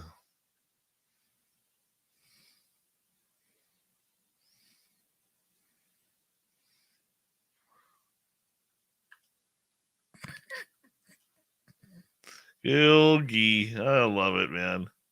Freaking love it.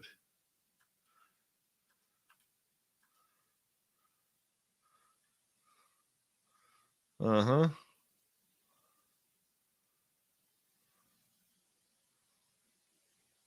Yes, it is my fault. I'll take blame for that.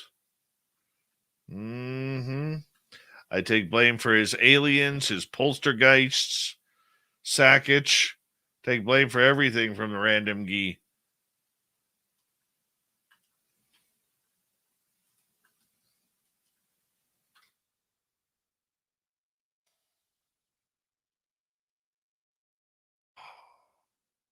Oh, that felt good. Don't know if you heard that or not, but that felt good.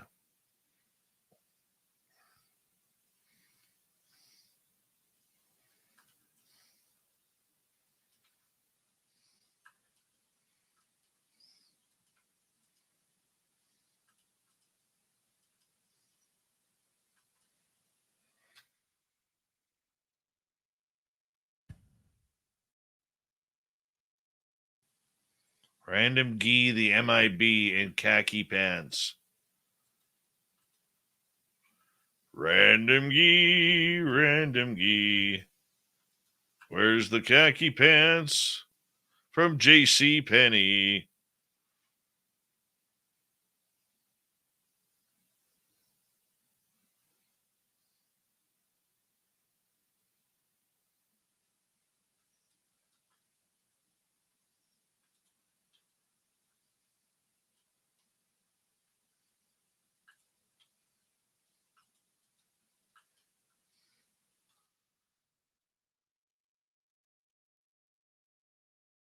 You guys want to know the real truth of Vegas? After the radio show on YouTube, Random Guy and I are going to see a Nickelback concert. That's why it was planned around that weekend, so we could watch Nickelback together.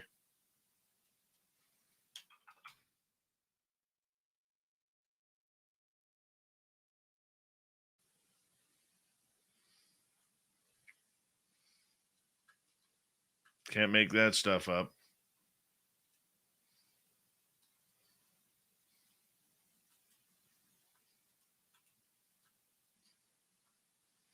I've seen Nickelback twice in Vancouver. I like them. That's what I'm saying, man. I would go to a Nickelback concert with you. No problem admitting I like my good Canadian boys.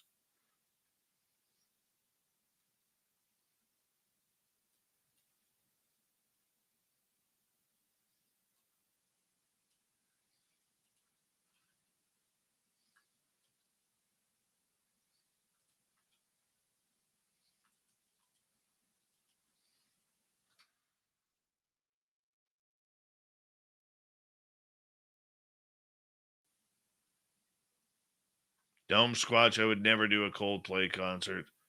I like myself too much.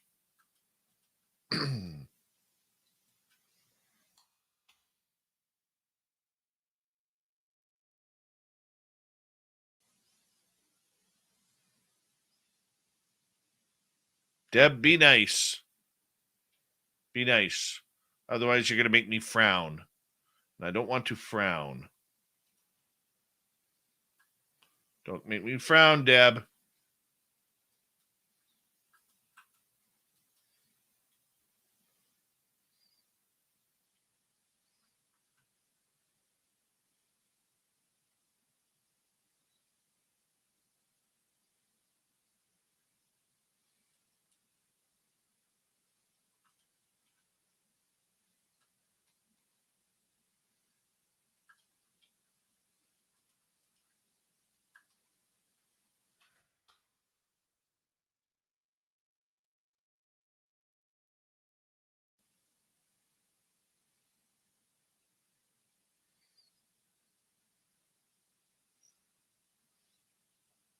Had a few of them, Nicole.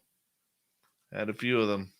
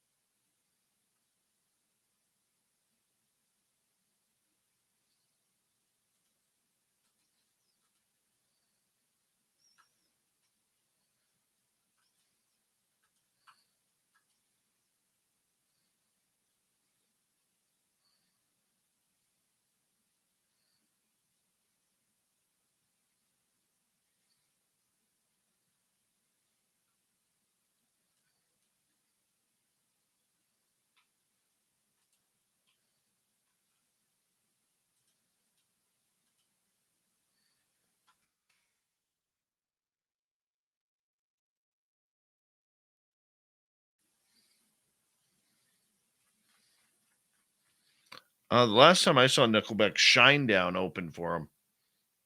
I like Shinedown.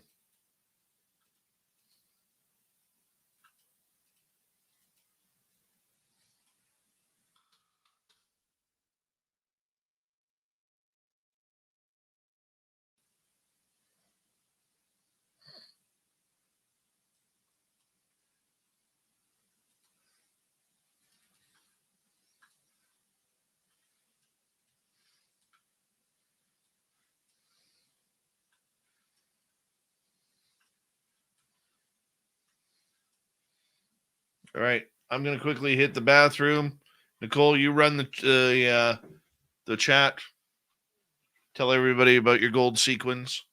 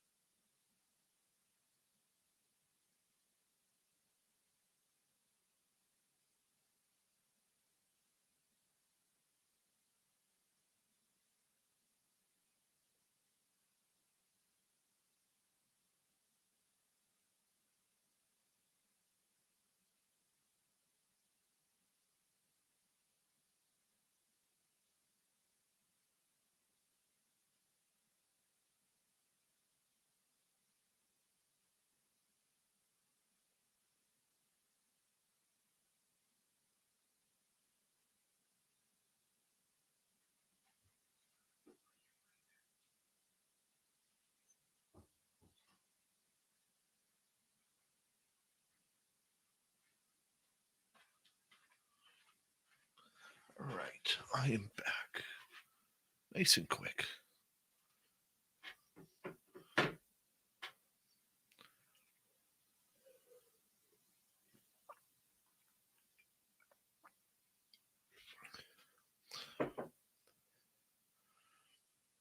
What about Cat Chaser?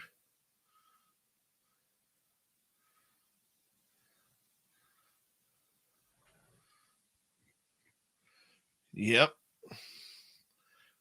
Random guy has at least 11 pairs of khaki pants. They're all cargo pants.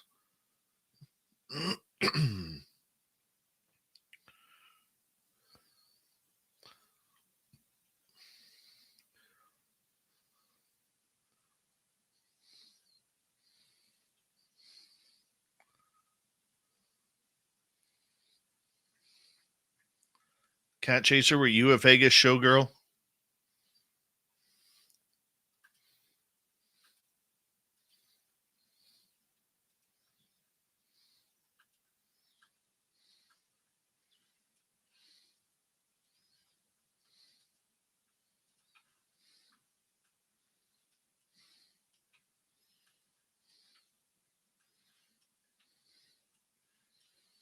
Varla Ventura tomorrow night on the show, by the way. Varla. Our last show together before Vegas. We're going to hang out and meet.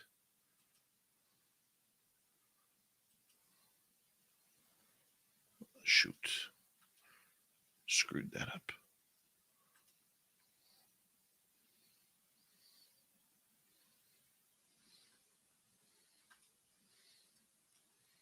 Mm-hmm.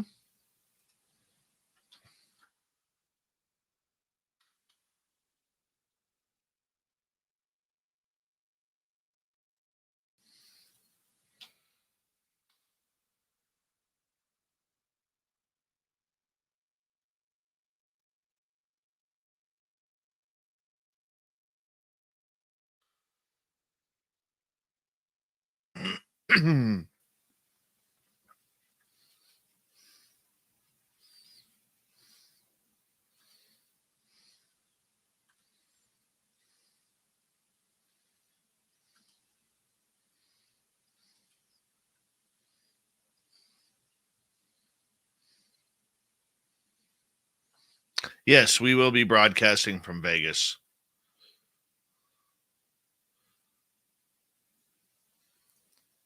Yeah, we're doing a 6-hour show from Vegas. It's going to be great. All of you who aren't going to be there are going to be able to be there, technically speaking.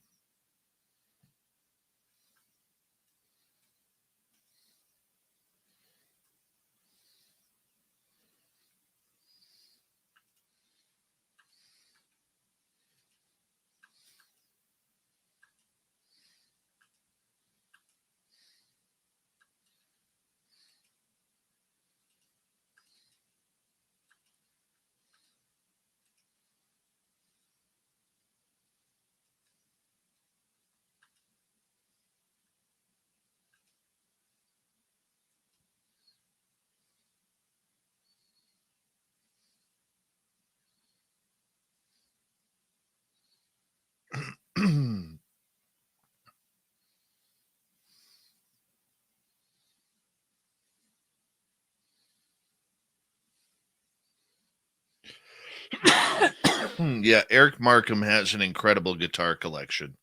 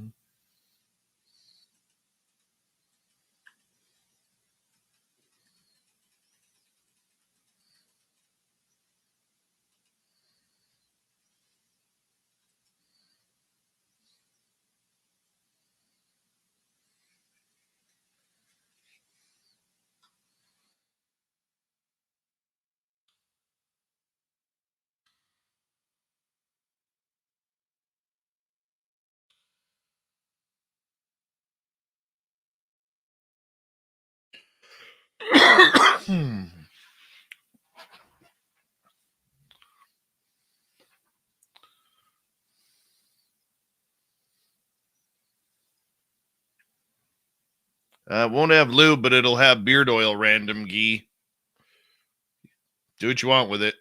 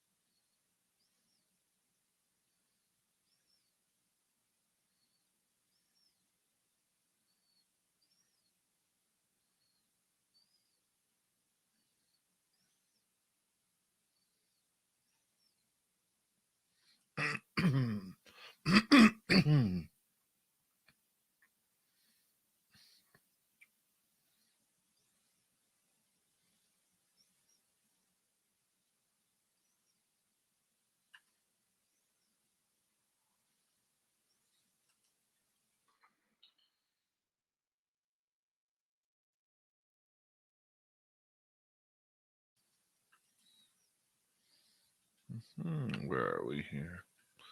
That's done. That one's done. Let's load up this one.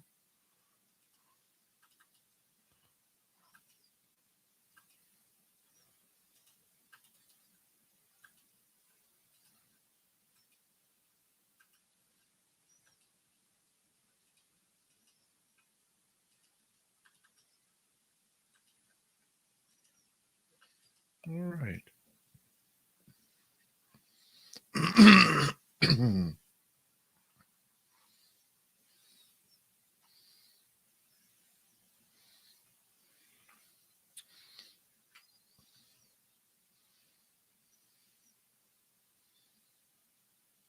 I haven't had any real new woo lately, James.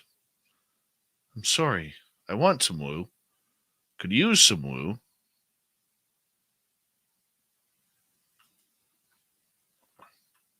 But I did have some real spicy hot sauce in my tacos tonight.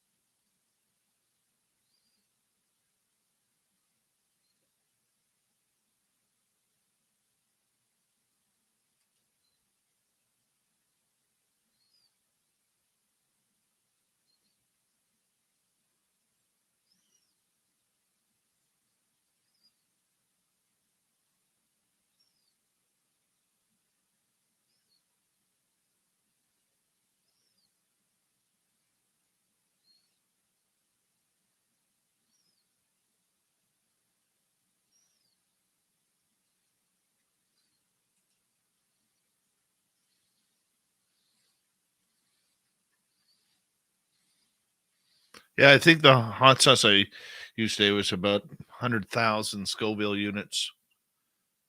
Just a nice soft ghost pepper.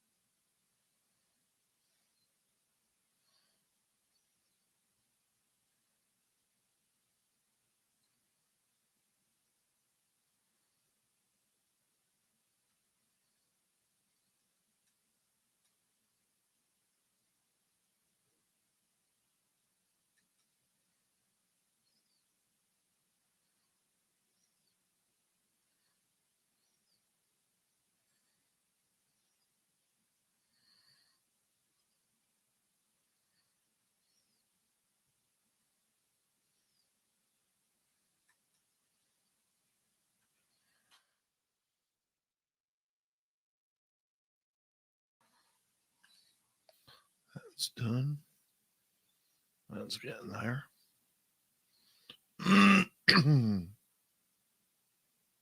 Hi, CS. No one swore on the show tonight, no. JSCO, did you hear any more of, or was it going to be take right, Pat? No, I did not.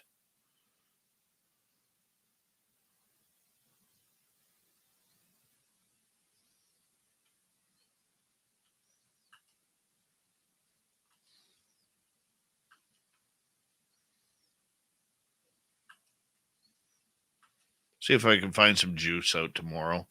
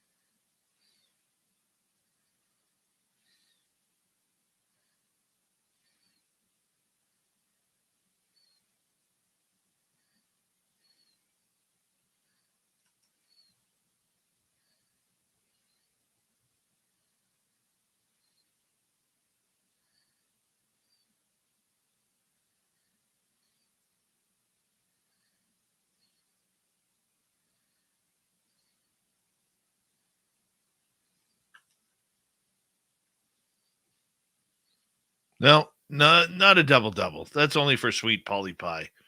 He's not in right now. Gemma Jackson, good morning.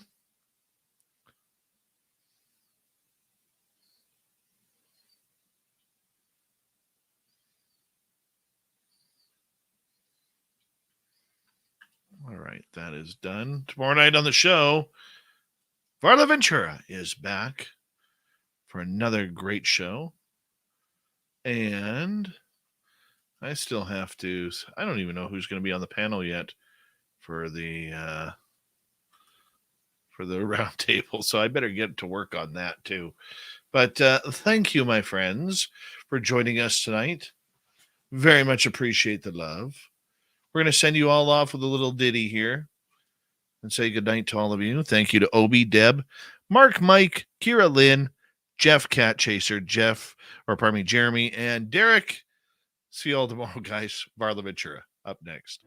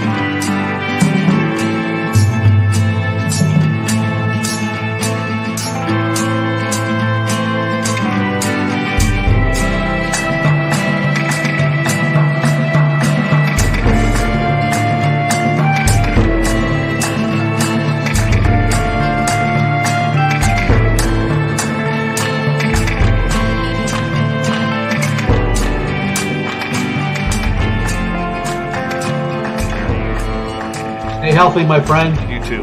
You need bail money, give me a call. Always, Dad. Take care. You too.